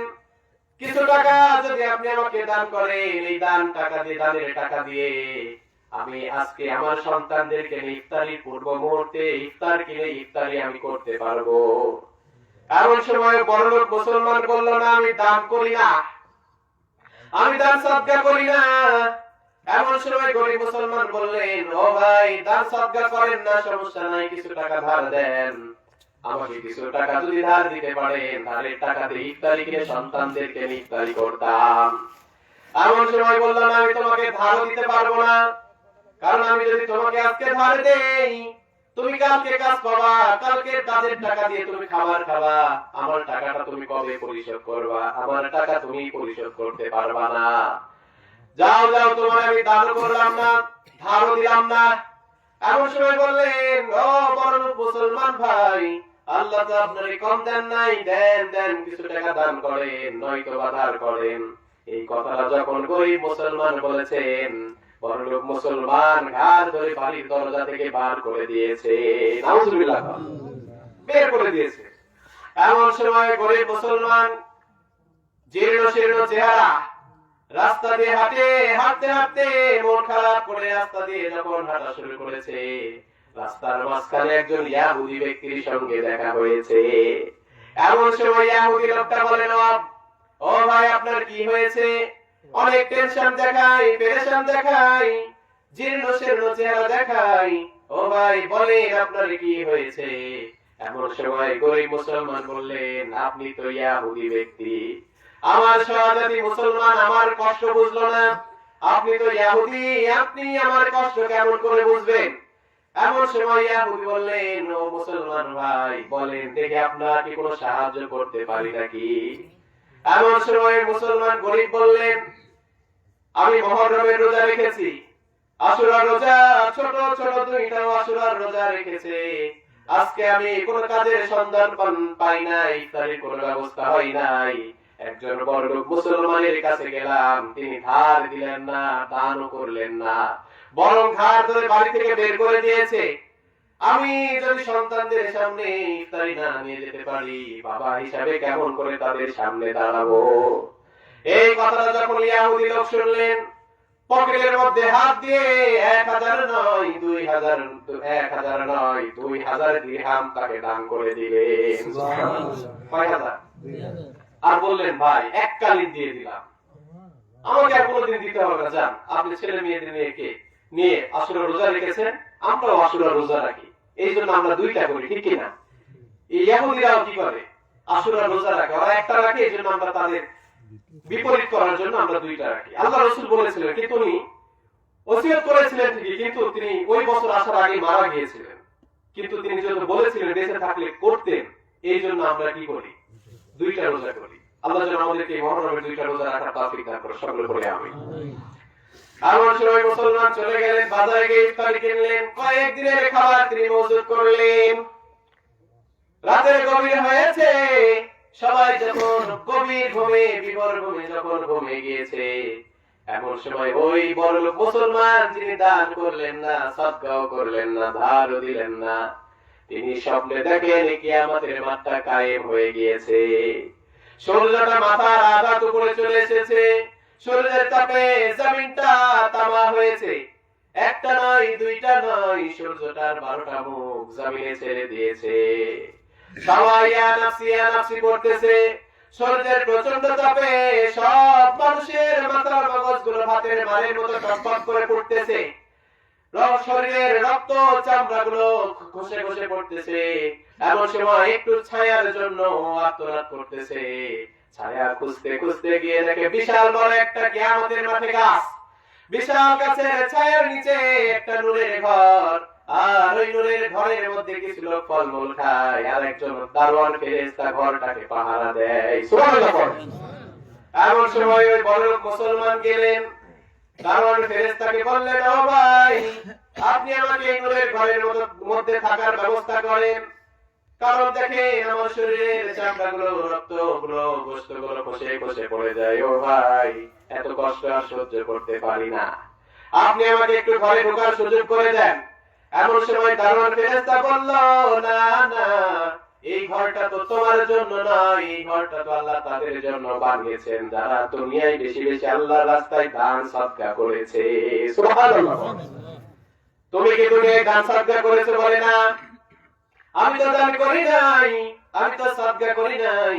এমন সময় দারোয়ান বলেছে, যেহেতু তুমি দানকারী নাও, সদকাকারী নাও, তাহলে তোমার জন্যই ঘর না। নাউজুবিল্লাহ। তোমার জন্যই ঘর না। যখন এই বলছে যে তোমাকে এই ঘরের মধ্যে ঢোকানো যাবে না, যেহেতু তুমি দানকারী নাও, সদকাকারী নাও, এমন সময় হুট করে তার ঘুমটা ভেঙে গেছে। রাতের বেলায় আর কোনো ঘুম ধরে না, ফজরের আযান দিয়েছে, ওযু বানায় নামাজ পড়ছে। নামাজ পড়ে আর অন্তরে কোনো আনন্দ নাই, মনটা আকুল ব্যাকুল হয়েছে। দৌড় মেরে ওই গরিব মুসলমানের বাড়িতে গিয়েছে আর বলে, ও মুসলমান ভাই, কোথায় আছো? আসো আসো, তোমার কত টাকা লাগবে আমাকে বলো, আজকে তুমি যা চাইবা সব দান করে দিব। আল্লাহু আকবার। এমন সময় গরিব মুসলমান বলল, না, আজকে তো আমার টাকা লাগবে না, কারণ আমার বাড়িতে অনেক দিনের খাবার আমি মজুত করে রেখেছি। এমন সময় বড়লোক মুসলমান বললেন, আমি তো এই যে তোমার কোনো টাকা দেই নাই, কে তোমার টাকা দিয়েছে? কোন ভাবে তুমি খাবারগুলো কিনেছো, মজুত করেছো? এমন সময় গরিব মুসলমান বললেন, আপনি যখন আমাকে বাড়ি থেকে তাড়িয়ে দিয়েছেন, রাস্তা দিয়ে যখন আমি আসতেছিলাম, রাস্তার মধ্যে একজন ইহুদি ব্যক্তির সাথে দেখা হয়েছিল, আর ওই ইহুদি ব্যক্তি আমাকে 1000 নয় 2000 দিরহাম এককালীন দান করে দিয়েছে। সুবহানাল্লাহ। এমন সময় বড়লোক মুসলমান চলে গেল ইহুদির বাড়িতে আর বললেন, ইহুদি ভাই, বলো বলো কত টাকা লাগবে বলো, শুধু বলো, কালকে ওই দানটা তুমি করো নয়, আমি করেছি। নাউজুবিল্লাহ। তুমি শুধু বলো যে কালকে ওই গরিব মুসলমানকে তুমি দান করো নয়, দানটা আমি করেছি, 2000 এর বদলে আমি 2 লাখ দিরহাম দিয়ে দিলাম। বলে, তো বললে কি হয়? সবকিছু বললেই হয় না, ঠিক না? এই জন্য বললাম না, নূরের ঘর দেখে পাগল হয়ে গেছেন। ওই ইহুদি লোক বলতেছে, আপনি কি নূরের ঘর দেখে পাগল হয়ে গেছেন, আজকে আমার কাছে আসছেন? এমন সময় বড়লোক মুসলমান বলতেছে, হাই হাই, যে স্বপ্নে আমি নূরের ঘর দেখলাম, দুনিয়ার কাউকে এখনো বলিনি, আপনি কেমন করে নূরের ঘরের কথা জানলেন? এমন সময় ইহুদি লোকটা বললেন, ও বড়লোক মুসলমান ভাই, আপনি যখন ওই কিয়ামতের মাঠে যখন আপনি স্বপ্নে দেখলেন, কিয়ামতের মাঠটা যখন কায়েম হয়েছে, আর ওই নূরের ঘরের সামনে থাকা দারোয়ানের সাথে যখন আপনি কথা বলতেছিলেন, আপনি যখন ওই দারোয়ান ফেরেশতার সাথে যখন কথা বলতেছিলেন, আমি ওই নূরের ঘরের মধ্যে বসে থেকে জান্নাতি ফলমূল খাচ্ছিলাম। সুবহানাল্লাহ। এমন সময় বড়লোক মুসলমান বলতেছে, হাই হাই, আপনি তো ইহুদি, আপনি কেমন করে ঘরের মধ্যে আপনি জান্নাতে ঢুকতে পারলেন, জায়গা পেলেন? আমি মুসলমান হয়ে তো পেলাম না। এমন সময় ইহুদি লোকটা বললেন, বড়লোক মুসলমান ভাই, আমি ওই 2000 দিরহাম গরিব মুসলমানকে দান করার পর ইফতারির পূর্ব মুহূর্তে আমার জন্য এমন দোয়া করেছে, এত বেশি দোয়া করেছে, আর ওই গরিব মুসলমানের দোয়া আল্লাহ কবুল করে নিয়েছে, আল্লাহ আমাকে হেদায়েত দিয়েছে, কালেমা পড়ে আমি মুসলমান হয়ে গিয়েছি। সুবহানাল্লাহ। এই জন্য প্রিয় ভাইরা, সামনে রমজান আসতেছে, এখান থেকে অনেক শিক্ষা। সওয়ালকারীকে আপনি ফিরিয়ে দিবেন না, কি করবেন না? আল্লাহ রাসূলকে ধমক দিয়ে বলেছেন, ফাআম্মাল ইয়াতীমা ফালা তাকহা, খবরদার হে নবী, আপনি কি করবেন না? ইয়াতীমদেরকে আপনি ধমক দিবেন না। এরপরে আয়াতে বলতেছে, সওয়ালকারীকে আপনি কি করবেন না? হ্যাঁ, ধমক দিবেন না, ফিরিয়ে দিবেন না। এই জন্য প্রিয় ভাইরা, রমজান মাস নেকি হাসিলের মাস, ঠিক না? সমুদ্রের ফেনার মতো নেকি চলে যাবে, কে কত নেকি নিতে পারে। এই জন্য প্রিয় মায়েরা, বোনেরা, আপনারা বেশি আমল করবেন, ছেলেদের চাইতে নারীরা বেশি আমল করে, ঠিক না? কিন্তু এই আমলগুলো যেন উত্তম আমল হিসেবে আল্লাহ যেন কবুল করে নেয়, সকলে পড়ে আমিন। এই জন্য প্রিয় ভাইরা, আমরা যদি দান সদকা বেশি বেশি দুনিয়াতে করতে পারি, আমাদের কিয়ামতের ওই কঠিন ময়দানে নূরের ঘরের মধ্যে জায়গা দিবেন কে? আল্লাহ সুবহানাহু ওয়া তাআলা। এই জন্য আল্লাহ বললেন, মুত্তাকি হলো তারা الذين يؤمنون بالغيب ويقيمون الصلاة ومما رزقناهم ينفقون। আল্লাহ বললেন, মুত্তাকি হলো তারা যারা গায়বের প্রতি বিশ্বাস রাখে, সালাত কায়েম করে, আর আমি আল্লাহ যে ধন দৌলত রিজিক দিয়েছে, রিজিক থেকে আমি আল্লাহর রাস্তায় ব্যয় করে। সুবহানাল্লাহ। তাহলে মুত্তাকি হওয়ার যে তিনটা কোয়ালিটি বৈশিষ্ট্য এগুলো আমাদের মধ্যে থাকার দরকার আছে না নাই? তাহলে দান সাদকা বেশি বেশি করলে আল্লাহর রহমত পাওয়া যায়, আল্লাহর গজব থেকে বাঁচা যায়, পেছনের সমস্ত গুনাহগুলো আল্লাহ মাফ করে দেন এবং মুত্তাকির খাতায় আমাদের নামটা লিখে দেন। সুবহানাল্লাহ পড়ে। তাহলে আমরা বেশি বেশি দান করবো তো ইনশাআল্লাহ। ঠিক ভাই, আমরা মনে করি 1000 থেকে 500 গেলে কমে যায়, ঠিক কি না? এটা চামড়ার চোখ দিয়ে দেখলে, কিন্তু আল্লাহ বলে বান্দা তোর চামড়ার চোখ দিয়ে তুই দেখলি 1000 থেকে 500 দিলে 500 থাকলো আর 500 কমে গেল, কিন্তু আমি আল্লাহ দেখলাম এই 500 কমে না, এইটা তোর জন্য লিখে দিলাম কিয়ামতের মাঠে আমি এটার ফায়দা দিব। সুবহানাল্লাহ। আল্লাহ এমন সিস্টেম করবে কিয়ামতের মাঠে আপনাকে বলবে নাকি পার তোমার। আমরা এখন চিন্তা করবো আল্লাহ আমরা তো গরিব ছিলাম, বেশি দান সদকা করতে পারি, এত বড় নেকি পার কিভাবে হলো আমার? এমন সময় আল্লাহ বলবে বান্দা তুমি যে জায়গায় আমার রাস্তায় যে যতটুকু 2, 4, 10 টাকা 5 টাকা যতটুকু দান করেছো অন্তর থেকে, আমি আল্লাহ এই দানগুলো কবুল করে নিয়েছি। ব্যাংকে টাকা রাখলে যেমন মাসে মাসে প্রফিট হয়, বৃদ্ধি হয়, তেমনি আমি আল্লাহ তোমার এই সামান্য দানের সওয়াবটাকে আমি আল্লাহ প্রত্যেক দিন বাড়াতে বাড়াতে বাড়াতে নেকির পাহাড় বানিয়ে দিয়েছি। সুবহানাল্লাহ। তখন আমরা চিন্তা করবো আল্লাহ আফসোস যদি দুনিয়াতে আরেকটু যদি বেশি দান করতাম তাহলে মনে হয় নেকির পাহাড়টা আরো বড় হয়ে যেত, ঠিক কিনা? কিন্তু ওই দিন আর চিন্তা করে কি থাকবে না, কোন উপায় থাকবে না। প্রিয় ভাইরা, আপনারা আমার খুবই প্রিয় মানুষ, কাছের মানুষ, আপনাদের এই বাগমারা আমার খুবই প্রিয়। আমার নিজের এলাকায় মন টিকে না, কিন্তু বাগমারা আমার খুবই ভালো লাগে। সুবহানাল্লাহ। বিশ্বাস করবেন আমি অন্তর থেকে বললাম। আর বিশেষ করে আপনাদের এই চত্বরে যেগুলো আছে গ্রামগুলো, এরা আমার কলিজার টুকরা। আল্লাহ যেন এই ভালোবাসাটাকে আল্লাহর জন্য কবুল করে নেয়, সকলে করি আমিন। আমাদের ভালোবাসা হতে হবে একমাত্র আল্লাহর জন্য, ঠিক কিনা? তাহলে যে আল্লাহ আমাদেরকে কি করবেন? দয়া করবেন, রহম করবেন। এই জন্য আমরা দান করবো। প্রিয় মা বোনেরা আছে, ঠিক কিনা? আছে না? মা বোনেরা আছে। মা বোনেদের জান্নাতের যে সর্দারিনী হবে উনি হচ্ছে ফাতেমা রাদিয়াল্লাহু তাআলা আনহা, ঠিক কিনা? তিনিও কিন্তু যে জান্নাতের নারীদের সর্দারিনী হয়েছেন, আল্লাহ যে ঘোষণা তাকে করেছেন, এই আমলটাও কিন্তু ছিল তারই আমল। সুবহানাল্লাহ। এটা কি আপনারা জানেন? ঘটনা শুনেছেন? কিসের আমল শুনবেন আপনারা? দেখেন কয়েক মিনিটে শেষ করুন না, বলেন তো বলা হবে না। ফজরের সালাত কাজা করা, মানে কাজা করে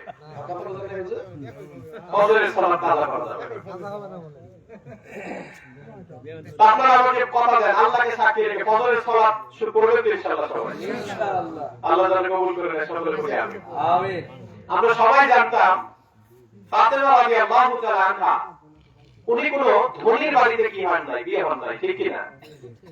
প্রিয় নবীর সাহাবী আলী রাদিয়াল্লাহু তাআলা আনহু অত্যন্ত গরীব ছিলেন, খুবই গরীব ছিলেন। অনেক দিন সময় দেখা যায় ফাতেমার বাড়িতে কোনো খাবারই নাই। উনি কি করতেন? যখন প্রচন্ড ক্ষুধার যন্ত্রণা হতো, ছোট ছোট পাথরের টুকরাগুলো তার পেটের উপরে রেখে দিতেন। সুবহানাল্লাহ পড়ে। আপনি দেখবেন রোজা থাকা অবস্থায়, না খাওয়া অবস্থায় পেটের উপরে ঠান্ডা কিছু রাখলে কি পাওয়া যায়? আরাম পাওয়া যায়। প্রিয় মায়েরা, আমি সব জায়গাতে একটা মেসেজ দিই যে আমরা তো অনেককে ফলো করি, কেউ পরিমণিকে ফলো করে, ঠিক কি না? কেউ কাটরিনা কাইফ, কারিনা কাপুরকে ফলো করে। কিন্তু আমি আপনাদেরকে বলতে চাই প্রিয় মায়েরা, আপনারা ফলো করবেন আম্মাজান আয়েশাকে, আম্মাজান খাদিজাকে, আপনি ফাতেমাকে আপনি আদর্শ হিসেবে নেবেন। ফেরাউনের স্ত্রী আসিয়া, তিনি হবে আপনাদের আইডল, তিনি হবে আপনাদের আদর্শ, ঠিক কি না? এই জন্য হাদিসের বর্ণনায় কামেল নারীদের লিস্ট এসেছে 6টি। কয়টি? পুরুষদের মধ্যে অনেক কামেল পুরুষ আছে, কিন্তু আল্লাহ রাব্বুল আলামিন কামেল নারী হিসেবে ঘোষণা দিয়েছেন 6 জনকে। সুবহানাল্লাহ পড়েন। তার মধ্যে 1 নম্বরই হচ্ছে কি? ফেরাউনের স্ত্রী আসিয়া। 2 নম্বরে বললেন ইব্রাহিম আলাইহিস সালাতু ওয়াস সালামের স্ত্রী, আমরা যাকে কি বলি? হাজেরা, কিন্তু ওনার নাম হচ্ছে হাজার। ইনি 3 নম্বরে আসে। আমরা সবাই জানি যেই নারীর গর্ভ থেকে কোনো বিবাহ ছাড়াই, কোনো পুরুষ ছাড়াই যেই নারীর গর্ভ থেকে সন্তান হয়েছিলেন, বলেন তো ওই নারীকে? মারিয়াম আলাইহিস সালাতু ওয়াস সালাম, ঠিক কি না? ঈসা নবীর মা। 4 নম্বরে হাদিসের মধ্যে এসেছে ওই নারী, তিনি হলেন কি? বিশ্বনবীর কলিজার টুকরা, বিশ্বনবীর কলিজার টুকরা সর্বকনিষ্ঠ স্ত্রী আম্মাজান আয়েশা রাদিয়াল্লাহু তাআলা আনহা। 5 নম্বরে খাদিজাতুল কুবরা রাদিয়াল্লাহু তাআলা আনহা। 6 নম্বরে আছে ফাতেমা রাদিয়াল্লাহু তাআলা আনহা। সুবহানাল্লাহ পড়েন। এই 6 জন আদর্শ বা নারীদের আদর্শ যদি আমার মা বোনেরা যদি মানতে পারে, তাদের জীবনে যদি তারা বুঝতে পারে, জীবনী পড়ে যদি ওই জীবনে আদর্শগুলো তিনি যদি মানতে পারে, নিশ্চয় আল্লাহ তাকেও কামিল নারী হিসাবে গ্যারান্টি দিয়েছেন। সুবহানাল্লাহ পড়ে কবুল করে নেবেন। এই জন্য ফাতেমা রাদিয়াল্লাহু তাআলা আনহা এমন একজন দামি নারী ছিলেন, কোন পুরুষ তাকে দেখেন নাই, কোন পুরুষ তার কথা শুনেন নাই, এমন একজন দামি নারী ছিলেন। আলী রাদিয়াল্লাহু তাআলা আনহুর সঙ্গে যখন বিবাহ করলেন, অনেক দিন যায়, আলীর বাড়িতে কোনো খাবার নাই, কোনো খাবারের ব্যবস্থা নাই। এরকম একদিন হঠাৎ করে দেখে বাড়িতে কোনো খাবারের ব্যবস্থা নাই। এমন সময় ফাতেমা রাদিয়াল্লাহু তাআলা আনহা চিন্তা করলেন, সারাদিন যে আমাকে না খেয়ে থাকতে হবে, তাহলে না খেয়ে থেকে কি উপায়? আমি রোজার নিয়তে সাহারির সময় এক গ্লাস পানি খেয়ে তিনি রোজা রাখলেন। সারাদিন চলে যায়, বাড়ির মধ্যে কোনো খাবারের ব্যবস্থা নাই। ইফতারির সময় গভীর আগ্রহে আছে, কখন কোনো খাবার আসে নাকি? কোনো খাবার নাই। ইফতারির সময় এক গ্লাস পানি খেয়ে তিনি ইফতারি করলেন। প্রথম দিন চলে গেল, দ্বিতীয় দিন আবার তিনি রোজার নিয়তে সাহারির সময় এক গ্লাস পানি খেয়ে রোজা রেখে দিলেন। সারাদিন চলে যায়, কোনো খাবার নাই। ইফতারির পূর্ব মুহূর্তেও কোনো খাবার নাই। ইফতারি আবার এক গ্লাস পানি খেয়ে ইফতারি করলেন। 2 দিন চলে গেল। এবার তৃতীয় দিন সাহারি করলেন পানি দিয়ে, সারাদিন চলে যায়।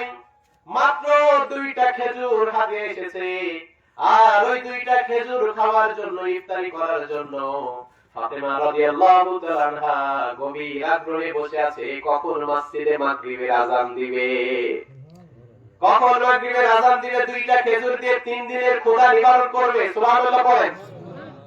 এমন সময় মাগরিবের আযান হয়েছে। ফাতেমা রাদিয়াল্লাহু তাআলা আনহা প্লেট থেকে খেজুরটা নিয়ে যখন তিনি মুখে তুলবেন, এমন সময় আল্লাহ বললেন, ও জিবরাইল, যাও যাও, তুমি আমার ফাতেমাকে পরীক্ষা করে এসো। এমন সময় জিবরাইল ফকিরের বেশ ধরলেন। ফকিরের বেশ ধরে জিবরাইল আলাইহিস সালাতু ওয়াস সালাম ফাতেমার দরজায় এসে কড়া নাড়লেন, কে আছো? আমি 4 দিন ধরে না খেয়ে আছি, আমাকে একটু খাবার দিবে। এমন সময় যখন এই কথাটা ফাতেমার কানে গিয়েছে, ফাতেমা রাদিয়াল্লাহু তাআলা আনহা খেজুরটা আর খেলেন না। ঠাস করে প্লেটের মধ্যে খেজুরটা পড়ে গেল, আর বলল, ও হাসান হুসাইন, আসো, যাও যাও, খেজুরটা ভিক্ষুককে দিয়ে আসো। আল্লাহু আকবার। কেমন নারী ছিলেন যে 3 দিন না খেয়ে আছে, উঠতে পারে না, বসতে পারে না, ক্ষুধার জ্বালায় মাথা ঘুরে যায়। উনি 3 দিনের ক্ষুধা নিবারণ করতে চাচ্ছিলেন 2টা খেজুর দিয়ে। আবার ভিক্ষুক যখন তার কাছে হাত বাড়িয়েছে, দরজা থেকে বলেছে, ওই 2টা খেজুর কি করলেন? ভিক্ষুককে দান করে দিলেন। সুবহানাল্লাহ পড়েন। এমন সময় হাসান হোসেন বললেন, মা, আপনি তো অসুস্থ, 3 দিন আপনি কিছু খান নাই, আপনি উঠতে পারেন না, বসলে উঠতে পারেন না, উঠলে বসতে পারেন না। ও আম্মা জান, খোদার জ্বালায় আপনি ছটফট করেন, মাথা ঘুরে পড়ে যান। ও আম্মা জান, এই 2টা খেজুর দেওয়ার কি দরকার? আপনি নিজেই খেয়ে নেন। এমন সময় ফাতেমা রাদিয়াল্লাহু তাআলা আনহা বললেন, ও আমার সন্তান, আমি 3 দিন না খেয়ে আছি। 3 দিন না খেয়ে থাকলে কি যন্ত্রণা হয়, এইটা আমি ফাতেমা বুঝি। আর ওই ভিক্ষুকটা 4 দিন ধরে না খেয়ে আছে, মনে হয় আমি ফাতেমার চাইতেও বেশি কষ্ট তার হচ্ছে। ঠিক কি না? ও হাসান হুসাইন, আর দেরি করো না, যাও যাও, তাড়াতাড়ি 2টা খেজুর ভিক্ষুককে দিয়ে আসো। এমন সময় হাসান হুসাইন দরজাটা খুলে দেখলেন ভিক্ষুক আর নাই, কারণ সে তো ভিক্ষুক নয়, তিনি হলেন জিবরাইল ফেরেশতা। ঠিক কি না? তিনি হলেন জিবরাইল ফেরেশতা। আল্লাহ তাকে পরীক্ষা করার জন্য পাঠাইছেন।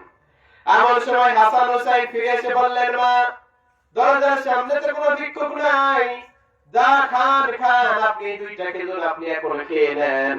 এমন সময় ফাতেমা বলল, ও আমার সন্তানেরা, তোমরা দরজা খুলতে দেরি করেছো, যার কারণে ভিক্ষুক হয়তো অন্য কোনো বাড়ির দরজায় গিয়েছে। যাও যাও, গোটা মহল্লাটা তুমি খুঁজে আসো, দেখে আসো। হাসান হুসাইন গোটা মহল্লা খুঁজলেন, কিন্তু কোনো ভিক্ষুক নাই। আসলে তো সে তো কোনো ভিক্ষুকই না। এমন সময় খেজুর নিয়ে এসে বললেন, আম্মা জান, ভিক্ষুককে খুঁজে পাওয়া যায় নাই, আপনি 2টা খেজুর এখন খেয়ে নেন। এমন সময় ফাতেমা বললেন, যে 2টা খেজুর ফাতেমা ভিক্ষুককে দান করে দিয়েছে, ফাতেমার জীবন চলে যাবে, ফাতেমা এই 2টা খেজুর আর মুখে দিবে না। আল্লাহু আকবার। জীবন চলে যাবে, আমি মুখে দিতে পারবো না, কারণ এটা আমি সদকা করে দিয়েছি, দান করে দিয়েছি। এই কথা যখন ফাতেমা বললেন, আল্লাহর আরশটা থরথর করে কেঁপে উঠলো। আল্লাহ বললেন, ও জিবরাইল, যাও যাও, জান্নাতি ফলমূল নিয়ে ফাতেমার বাড়িতে তুমি চলে যাও, আর ফাতেমাকে তুমি বলে দাও, এই আমলের কারণে আমি আল্লাহ ফাতেমার সম্মান এমন বাড়ায় দিলাম, ফাতেমা তো নিজেই জান্নাতে যাবে, আর ফাতেমাকে আমি এমন একটা পাওয়ার দিয়ে দিলাম যে ফাতেমার অনুমতি ছাড়া দুনিয়ার কোনো মুসলিম নারীরা জান্নাতে যেতে পারবে না। সুবহানাল্লাহ। তার কি আমল ছিল? দানের আমল। প্রিয় মা বোনেরা, আমি এখানে যারা বাবাজি আছে, যারা বিবাহিত যুবক ভাইরা যারা আছে, স্ত্রীদেরকে মাসিক কিছু টাকা দিবেন। কি দিবেন? মাসিক কিছু খরচ দিবেন। এখন বলবেন, হুজুর কেন? এই জন্য খরচ দিতে হবে প্রিয় ভাইরা, আপনি দান করতেছেন, স্ত্রীকে একটু সুযোগ করেন গোপনে কিছু দান করার, ঠিক কিনা? কারণ তারাও চায় আপনি আপনার ভাই বোন, ছোট ছোট ভাই বোনদেরকে কি দিচ্ছেন? আপনি যা ইচ্ছা নিয়ে এসে দিচ্ছেন। তারও ভাই বোন আছে, সেও কিছু কি করলো, মায়ের বাড়িতে যাওয়ার পরে তাদেরকে কিছু হাদিয়া দিবে, মন তো চায়, ঠিক কিনা? এই জন্য স্ত্রীর ভালোবাসা পেতে হলে কিছু টেকনিক করতে হয়। আমার মায়েরা স্বামীর ভালোবাসা পেতে হলে কিছু টেকনিক অনুযায়ী চলতে হয়। তাহলে মহব্বত বাড়ায় যায় কে? আল্লাহ সুবহানাহু ওয়া তাআলা। এই সমস্ত টেকনিক আমাদেরকে বিশ্বনবী শিখিয়ে গিয়েছেন। সুবহানাল্লাহ। বিশ্বনবীর মতো রোমান্টিক আমরা কেউই হতে পারবো না, কিন্তু আমাদের দাম্পত্য জীবনে কোনো রোমান্টিকতা নাই, খালি গ্যাঞ্জাম বেঁধে আছে, ঠিক কিনা? কারণ আমরা রাসূলের সুন্নাত মানি না। যে আমরা শুধু বলি কি যে বিয়ে করা ফরজ, বিয়ে করা ফরজ, কিন্তু বিয়ের পরে বউকে পর্দায় রাখতে ফরজ, এটা আমরা মানি না, ঠিক কিনা? এই জন্য আদর্শ মানতে হবে। রাসূলের আদর্শ মানলে আমরা কি পাবো? হেদায়েত পাবো, রহমত পাবো। আল্লাহ সুবহানাল্লাহ পড়ে। এই জন্য প্রিয় মায়েরা, আপনারা আমল করবেন, দানের আমল। 1 নাম্বার নামাজ, 2 নাম্বার রমজানের রোজা, 3 নাম্বার সতীত্বের হেফাজত, পর্দা, 4 নাম্বারে আপনারা কি করবেন? স্বামীর সাথে ভালো ব্যবহার করবেন। তাহলেই আল্লাহ তাআলা আপনাদেরকে জান্নাতের 8টা দরজা খুলে দিবেন। পড়েন সুবহানাল্লাহ। এই জন্য প্রিয় ভাই, আমরা আলোচনা আজকে করলাম 3টা আয়াতে। কয়টা? 3টা আয়াতে। আলিফ লাম মিম, যালিকাল কিতাবু লা রাইবা ফীহি হুদাল লিল মুত্তাকিন আল্লাযীনা ইউমিনুনা বিল গায়ব ওয়া ইউকিমুনাস সালাতা ওয়া মিম্মা রাযাকনাহুম ইউনফিকুন। এই 3টা আয়াতের উপরে যে আমরা আলোচনা রাখলাম, এর মধ্যে আমাদের যে শিক্ষা, 1 নাম্বার যে শিক্ষা, সেই শিক্ষাটা হলো আল্লাহ যে কোরআন আমাদেরকে দিয়েছে, এই কোরআনের মতো অনুরূপ কোরআন তৈরি করা দুনিয়ার মানুষের পক্ষে সম্ভব নয়, ঠিক কিনা?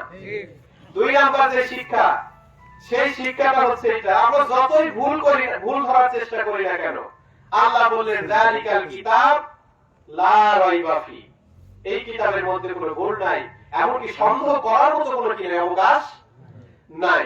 আমরা যতই চেষ্টা করি কোরআন থেকে আমরা ভুল ধরতে পারবো। 3 নাম্বারে যে শিক্ষা, আমরা যদি মুত্তাকি হতে চাই, 1 নাম্বার কোয়ালিটি হতে হবে গায়বের প্রতি, অদৃশ্যের প্রতি বিশ্বাস স্থাপন করতে হবে। 2 নাম্বারে আকিমুস সালাত, সালাত কায়েম, সালাত করতে হবে। আর 3 নাম্বারে আল্লাহ যে রিজিক দিয়েছেন, এই রিজিক থেকে আমাদেরকে ব্যয় করতে হবে। রাজি আছি তো ইনশাআল্লাহ? এই কয়েকটা শিক্ষা নিয়ে আমরা বাড়িতে গিয়ে এই কয়েকটা শিক্ষার উপরে যেন আমরা আমল করতে পারি, আল্লাহ যেন আমাদেরকে তৌফিক দান করে। সকলে পড়ে আমিন। ওয়া মা তৌফিকি ইল্লা বিল্লাহ। প্রিয় ভাইরা, সর্বশেষ সময় অনেক হয়ে গিয়েছে, শেষ পর্যায়ে এসে আমি আপনাদেরকে কষ্ট দিব না। আমি জানি আমি যদি আলোচনা আরো 2 ঘন্টা করে আপনারা উঠবেন না, আল্লাহ যেন কবুল করে নেয়। সকলে পড়ে আমিন। কিন্তু সব জিনিসের কিছু সিস্টেম আছে। আজকে কি অনেক ঠান্ডা, ঠিক কিনা? এই জন্য শরীরকে কষ্ট দেওয়া যাবে না, শরীরকে কষ্ট দেওয়া গুনাহের কাজ। এই জন্য প্রিয় ভাই, আমি সর্বশেষে একটা মেসেজ দিব ভাই, সেটা হচ্ছে আমাদের আসল পরিচয় হচ্ছে আমরা মুসলমান, ঠিক কিনা? আমরা মুসলমান, আমাদের ধর্ম ইসলাম, আমাদের কিতাব কোরআন, আমাদের শেষ নবী মুহাম্মদ সাল্লাল্লাহু আলাইহি ওয়াসাল্লাম, আমাদের প্রভু আল্লাহ। আমরা কিন্তু সব মানি, ঠিক কিনা? সব মানি, সব জানি, নামাজেও যাই, নামাজ পড়ি, আল্লাহকে সেজদা দিই। কিন্তু অনেক ডাকাত আছে আল্লাহকে সেজদা দেয়, আল্লাহর নামাজ আদায় করে, বিশ্বাস করে আল্লাহ আমার রব, রাসূল আমার শেষ নবী, কিতাব কোরআন শেষ কিতাব, কিন্তু দেখবেন আল্লাহর ওই কিতাবেরই কিছু কথা তারা মানতে চায় না, ঠিক কিনা? এই জন্য আল্লাহ রাব্বুল আলামিন কোরআনের মধ্যে বলেছেন, যে ব্যক্তি কোরআনের আংশিক মানে আর আংশিক মানে না, তারাই হলো কাফের। কি? তারা কাফের। কারণ আল্লাহর কোন আয়াতকে অস্বীকার করার মতো সুযোগ নাই। সুযোগ আছে? এই জন্য আমি জাহান্নামের 7টা দরজা আছে। কয়টা? 7টা দরজা, জাহান্নামের 7টা দরজার মধ্যে 3 নাম্বার দরজার নাম হচ্ছে জাহান্নাম লাযা। জাহান্নাম, এই জাহান্নাম লাযার মধ্যে যাবে এক দল, তারা বলবে আল্লাহ, ফেরেশতারা যখন জিজ্ঞাসা করবে তারা তোমরা কেন জাহান্নাম লাযার মধ্যে যাচ্ছ, তখন তারা বলবে যে দুনিয়াতে আমরা কোরআনের আংশিক মেনেছি আর আংশিক কি করিনি, মানিনি। তাহলে যেই কোরআন বলতেছে নামাজ পড়া ফরজ, নামাজ কায়েম করতে হবে, যাকাত প্রদান করতে হবে, হজ করতে হবে সামর্থ্য থাকলে, যেই কোরআন বলতেছে কি দিন কায়েম করতে হবে, যে ওই একই কোরআন বলতেছে কি অন্যায় দুর্নীতি করা যাবে না, সুদ খাওয়া যাবে না, ঘুষ খাওয়া যাবে না, ওই কোরআন বলতেছে জেনা ব্যভিচার করা যাবে না, পরকীয়া করা যাবে না, তাহলে আমরা একদিকে নামাজ পড়তেছি, রোজা রাখতেছি, আরেকদিকে ওই সকল গুনাহ করতেছি, আল্লাহর কাছে আপনি প্রিয় বান্দা হতে পারবেন না। কারণ আপনি একটা মানতেছেন আরেকটা মানতেছেন না। আল্লাহ সূরা ফুরকানের মধ্যে বলেছেন 1000টা আমল, 1000টা আদেশ আর 1000টা কি দিয়েছে, আল্লাহ নিষেধ দিয়েছে। এখন আমরা আদেশ মানার ব্যাপারে বেশি কি আগ্রহী, কিন্তু দেখেন কিভাবে আমরা কম বেশি সবাই সালাত করি, ঠিক কি না? কম বেশি এক ওয়াক্ত না পড়লে আরেক ওয়াক্ত পড়ি, ঠিক কি না? আমরা কম বেশি সবাই কোরআন পড়ার চেষ্টা করি, কম বেশি সবাই তাফসীর মাহফিল শোনার চেষ্টা করি।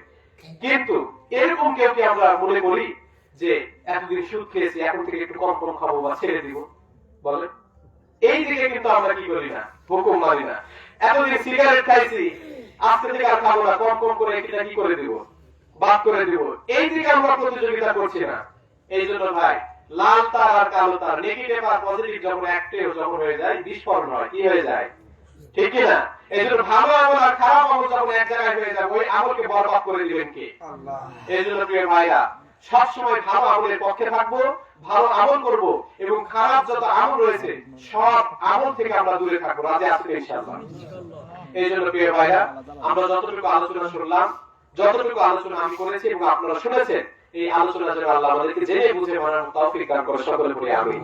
আর আমি একটা কথা বলতে চাই, আমরা সব মানুষ যদি একত্রিত হয়ে যায়, মিজানুর রহমান আল আজহারি সাহেব বলেছেন ঐক্যের ডাক দিয়েছেন, ঐক্যবদ্ধ হতে হবে। কি হতে হবে? ঐক্যবদ্ধ হতে হবে। আল্লাহর দ্বীন নিয়ে কারো কি করা যাবে না, ইখতিলাফ করা যাবে না, বিভেদ করা যাবে না। আল্লাহর রজ্জুকে আমাদেরকে কি করতে হবে, আঁকড়ে ধরতে হবে। আল্লাহ যে বিধান দিয়েছে এটাকে আমাদেরকে ধরে রাখতে হবে। আর আমরা মুসলমানরা আল্লাহর বিধানকে যদি আঁকড়ে না ধরি, বেধর্মীরা কিন্তু ধরবে না। এই জন্য যারা চাচ্ছে কোরআনকে খতম করে দেওয়ার জন্য, ইসলামের শেকড় কেটে দেওয়ার জন্য, আমরা চাই ইসলামকে বিজয় করতে, কোরআনকে বিজয় করার জন্য আমাদের শরীরে যতক্ষণ প্রাণ আছে ইসলামের পক্ষে থাকবো, কোরআনের পক্ষে থাকবো, আগামীদের পক্ষে থাকবো, আলেমদের পক্ষে থাকবো। জীবন চলে যাবে, আমরা কখনো বাতিলদের কাছে মাথা নত করবো না। চিল্লায় বলেন ঠিক কিনা? মুসলমান কখনো বাতিলের কাছে মাথা নত করে না। মুসলমান সব সময় হকের পথে থাকে। আর হককে পছন্দ করেন কি? আল্লাহ বলেন ইল্লাল্লাযীনা আমানু ওয়া আমিলুস সালিহাতি ওয়া তাওয়াসাউ বিল হাক্কি ওয়া তাওয়াসাউ বিস সাবর। তারাই ধ্বংসের মধ্যে নাই যারা হকের পথে আছে এবং হকের উপদেশ দিচ্ছে। সুবহানাল্লাহ। আমরা হকের পথে থাকতে চাই না বাতিলের পক্ষে? হকের পথে থাকতে চাই, রাজি আছেন ইনশাআল্লাহ? আর হকের পথে যদি থাকতে চান, আমি বলতে চাই বাংলার জমিনে যত দল আছে, সেটা হতে পারে আওয়ামী লীগ, সেটা হতে পারে বিএনপি, সেটা হতে পারে জামাত ইসলাম, সেটা হতে পারে আপনার জাতীয় পার্টি, ঐক্যফ্রন্ট, যত দল আছে, আমাদের সব দলের যেই নেতাই থাক না কেন, সব দলের মানুষের একটাই পরিচয়, আমরা মুসলমান। আজকে আমরা কোন দলের বিরোধিতা করব না। আজকে বিএনপি চেয়ারপারসন যদি বলে যে আমরা কোরআন দিয়ে দেশ পরিচালনা করব, আমরা তাদের পক্ষে আছি, ঠিক কিনা? আমরা কোরআন, আমরা ক্ষমতা চাই না, আমরা চাই কোরআনের আইন, ঠিক কিনা? আমরা ক্ষমতা চাই না, ক্ষমতা চিরস্থায়ী থাকবে না, মারা গেলে শেষ। কিন্তু আমরা চাই কোরআনের আইন দিয়ে যাবে রাষ্ট্রটা কি হোক।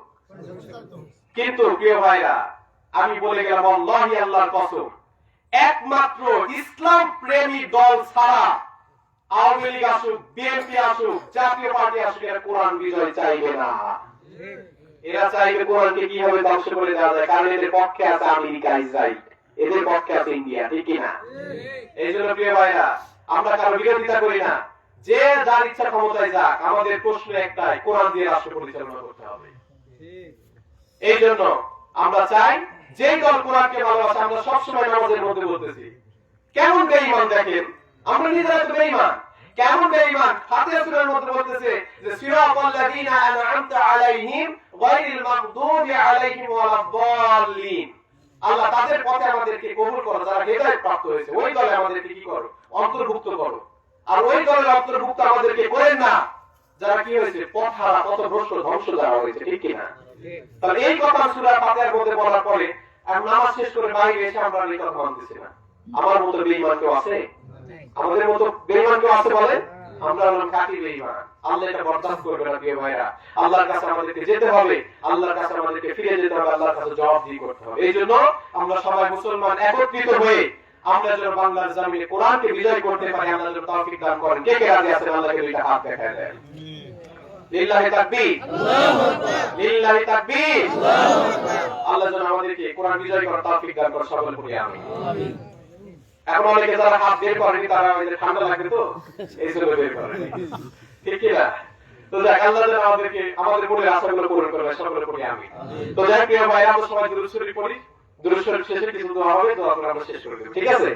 সকলে পড়েন আল্লাহুম্মা সাল্লি আলা মুহাম্মাদ وعلى آل محمد كما صليت على إبراهيم وعلى آل إبراهيم إنك حميد مجيد اللهم بارك على محمد وعلى آل محمد كما باركت على إبراهيم وعلى آل إبراهيم إنك حميد مجيد اللهم آمين الحمد لله رب العالمين ربنا ظلمنا أنفسنا وإن لم تغفر لنا وترحمنا لنكونن من الخاسرين ربنا آتنا في الدنيا حسنة وفي الآخرة حسنة وقنا عذاب النار اللهم أجرنا من النار اللهم أجرنا من النار اللهم أجرنا من النار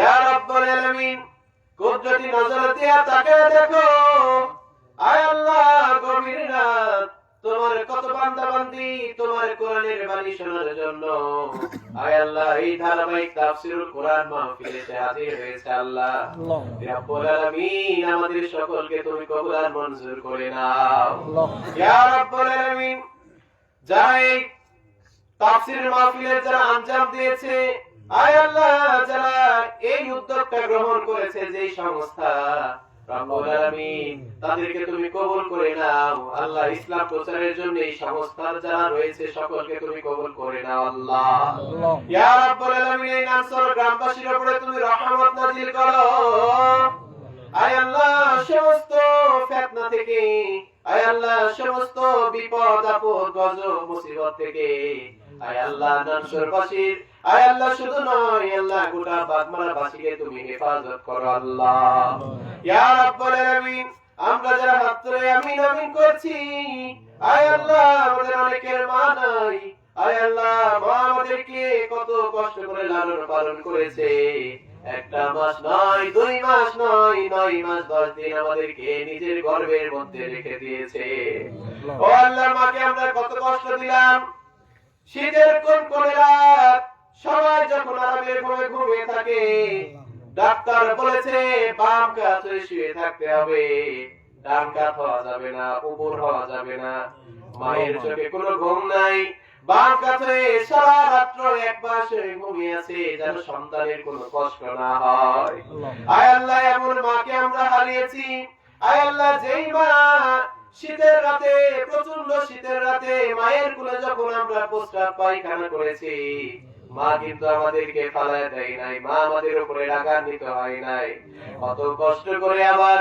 ঘুম থেকে জাগ্রত হয়ে পোশাক পরিষ্কার পরিচ্ছন্ন করে দেওয়ার পর বুকের মধ্যে জড়িয়ে আবার ঘুমিয়ে পড়েছে আল্লাহ আয় আল্লাহ নিজে না খাইয়ে আমাদেরকে খাইয়েছেন আয় আল্লাহ গোসল করতে জানতাম না আয় আল্লাহ গোসল করিয়েছেন আয় আল্লাহ হাঁটতে জানতাম না দুইটা হাত ধরে আমাদেরকে হাঁটা শিখিয়েছেন আল্লাহ রব্বুল আলামিন যাদের মা নাই সে জানে মা না থাকার কি কষ্ট রব্বুল আলামিন সকলের মায়ের কবরগুলোকে তুমি জান্নাতের বাগান বানায় দাও আয় আল্লাহ যাদের আব্বা জান নাই বট গাছের ছায়ার মতো যে আব্বা জান শেল্টার দিয়ে ছায়া দিয়ে আমাদের জন্য রিজিকের ব্যবস্থা করেছে আয় আল্লাহ মাথার ঘাম পায়ে ফেলে আয় আল্লাহ রিকশা চালিয়ে অটো চালিয়ে আল্লাহ দিন মজুরির কাজ করে যে আব্বা জান আমাদের দিন মজুরের কাজ করে রিজিকের ব্যবস্থা করেছেন, ভরণ পোষণের ব্যবস্থা করেছেন, আয় আল্লাহ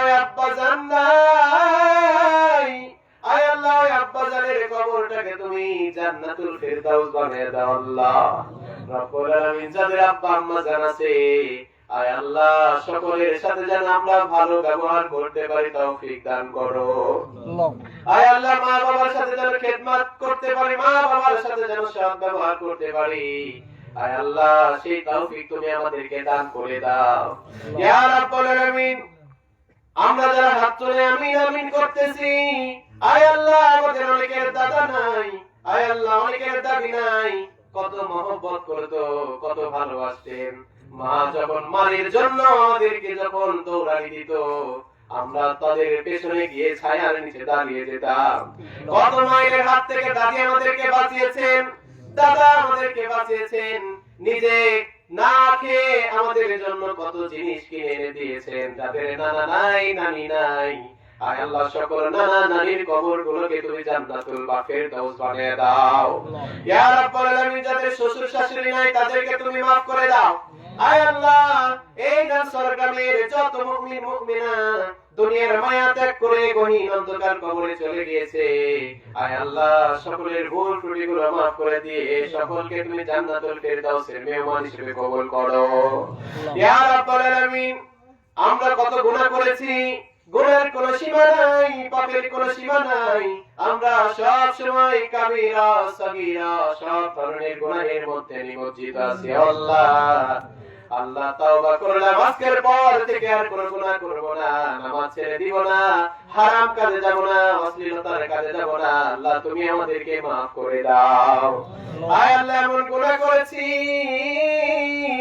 আমাদের শরীরে যত পশম, এই পশমের চাইতে আমাদের গুনাহের পরিমাণ বেশি আল্লাহ। কিন্তু আমাদের গুনাহের পরিমাণ যতই বেশি হোক না কেন আল্লাহ তোমার দয়ার পরিমাণ আরশের সমান। আয় আল্লাহ তোমার দয়া মায়া দিয়ে আমাদের পেছনের সব গুনাহগুলোকে তুমি maaf করে দাও আয় আল্লাহ। হায়াত থেকে সময় চলে যায়, 2024 সাল চলে গেছে, নতুন বছর 25 সাল এসেছে। আল্লাহ ভালো আমল দিয়ে যেন সালটা কাটাতে পারি তৌফিক দান করো ইয়া রাব্বুল আলামিন। আসমানের বালা আসমানে উঠায় নাও, জমিনের বালা জমিনে দাবায় দাও আয় আল্লাহ। সব ধরনের কুচক্রান্ত থেকে ইসলামকে তুমি হেফাজত করো আল্লাহ। আয় আল্লাহ দিন কায়েমের আন্দোলনের সাথে যারা ওতপ্রোতভাবে জড়িত আছে সকলকে তুমি আল্লাহ কবুল আর মঞ্জুর করে নাও ও আল্লাহ। আমাদের একটাই ফরিয়াদ, ও আল্লাহ আমরা টাকা চাই না, আমরা গাড়ি চাই না, আমরা বাড়ি চাই না, ও আল্লাহ তোমার দয়া চাই, রহমত চাই, ও আল্লাহ তোমার দয়ায় তোমার মায়ায় এই বাংলার জমিনে ইসলাম প্রেমী একজন নেতার ব্যবস্থা করে দাও রব্বুল আলামিন। তোমার কোরআন বিজয় করার তৌফিক দান করে দাও আল্লাহ। আয় আল্লাহ যেই সকল বিভিন্ন দেশ ইসলামকে ধ্বংস করার জন্য কোরআনের বিরোধিতা করছে, আলেমদের বিরোধিতা করছে, বাংলাদেশের উপরে যারা প্রভাব ফেলতেছে রব্বুল আলামিন তাদেরকে তুমি আল্লাহ ফেরাউনের মতো ধ্বংস করে দাও ইয়া রব্বুল আলামিন। সামনের দিন যেন, আগামীর দিন যেন আয় আল্লাহ কোরআনের আইন দিয়ে যেন বাংলার জমিনটা পরিচালিত হয় রব্বুল আলামিন তৌফিক দান করে দাও আল্লাহ। আয় আল্লাহ আমরা যারা আমিন আমিন করতেছি রব্বুল আলামিন আমাদের মধ্যে যারা অসুস্থ রয়েছে আল্লাহ সুস্থতা দান করো রব্বুল আলামিন। আমরা যারা যে যে বিপদের মধ্যে আছি সকলের চাহিদা, সকলের দিলের মাকসাদ গুলো তুমি পূরণ করে দাও আল্লাহ। আয় আল্লাহ বেঈমান নাই, গুনাহগার নাই, ঈমানদার মুত্তাকি পরিপূর্ণ মুসলমান হয়ে যেন মরতে পারি তৌফিক দান করে দাও আল্লাহ।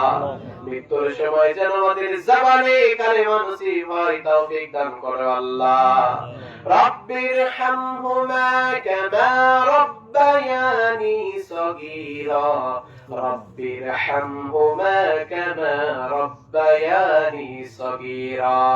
সুবহান রাব্বিকা রাব্বিল ইজ্জাতি আম্মা ইয়াসিফুন ওয়া সালামুন আলাল মুরসালিন ওয়ালহামদুলিল্লাহি রাব্বিল আলামিন। সকলে ভালো থাকবেন। আর সবাই আমরা প্রত্যেক বৃহস্পতিবারে ইনশাআল্লাহ সময় দিব। রাজি আছি তো ইনশাআল্লাহ? আসসালামু আলাইকুম ওয়া রাহমাতুল্লাহি ওয়া বারাকাতুহু। লাইভটা দেখলেন, সবার সুস্বাস্থ্য দীর্ঘায়ু কামনা করে কিন্তু আমি লাইভ থেকে চলে যাব। তো বাগমারা টিভির পক্ষ থেকে আপনাদেরকে অসংখ্য ধন্যবাদ জানাই।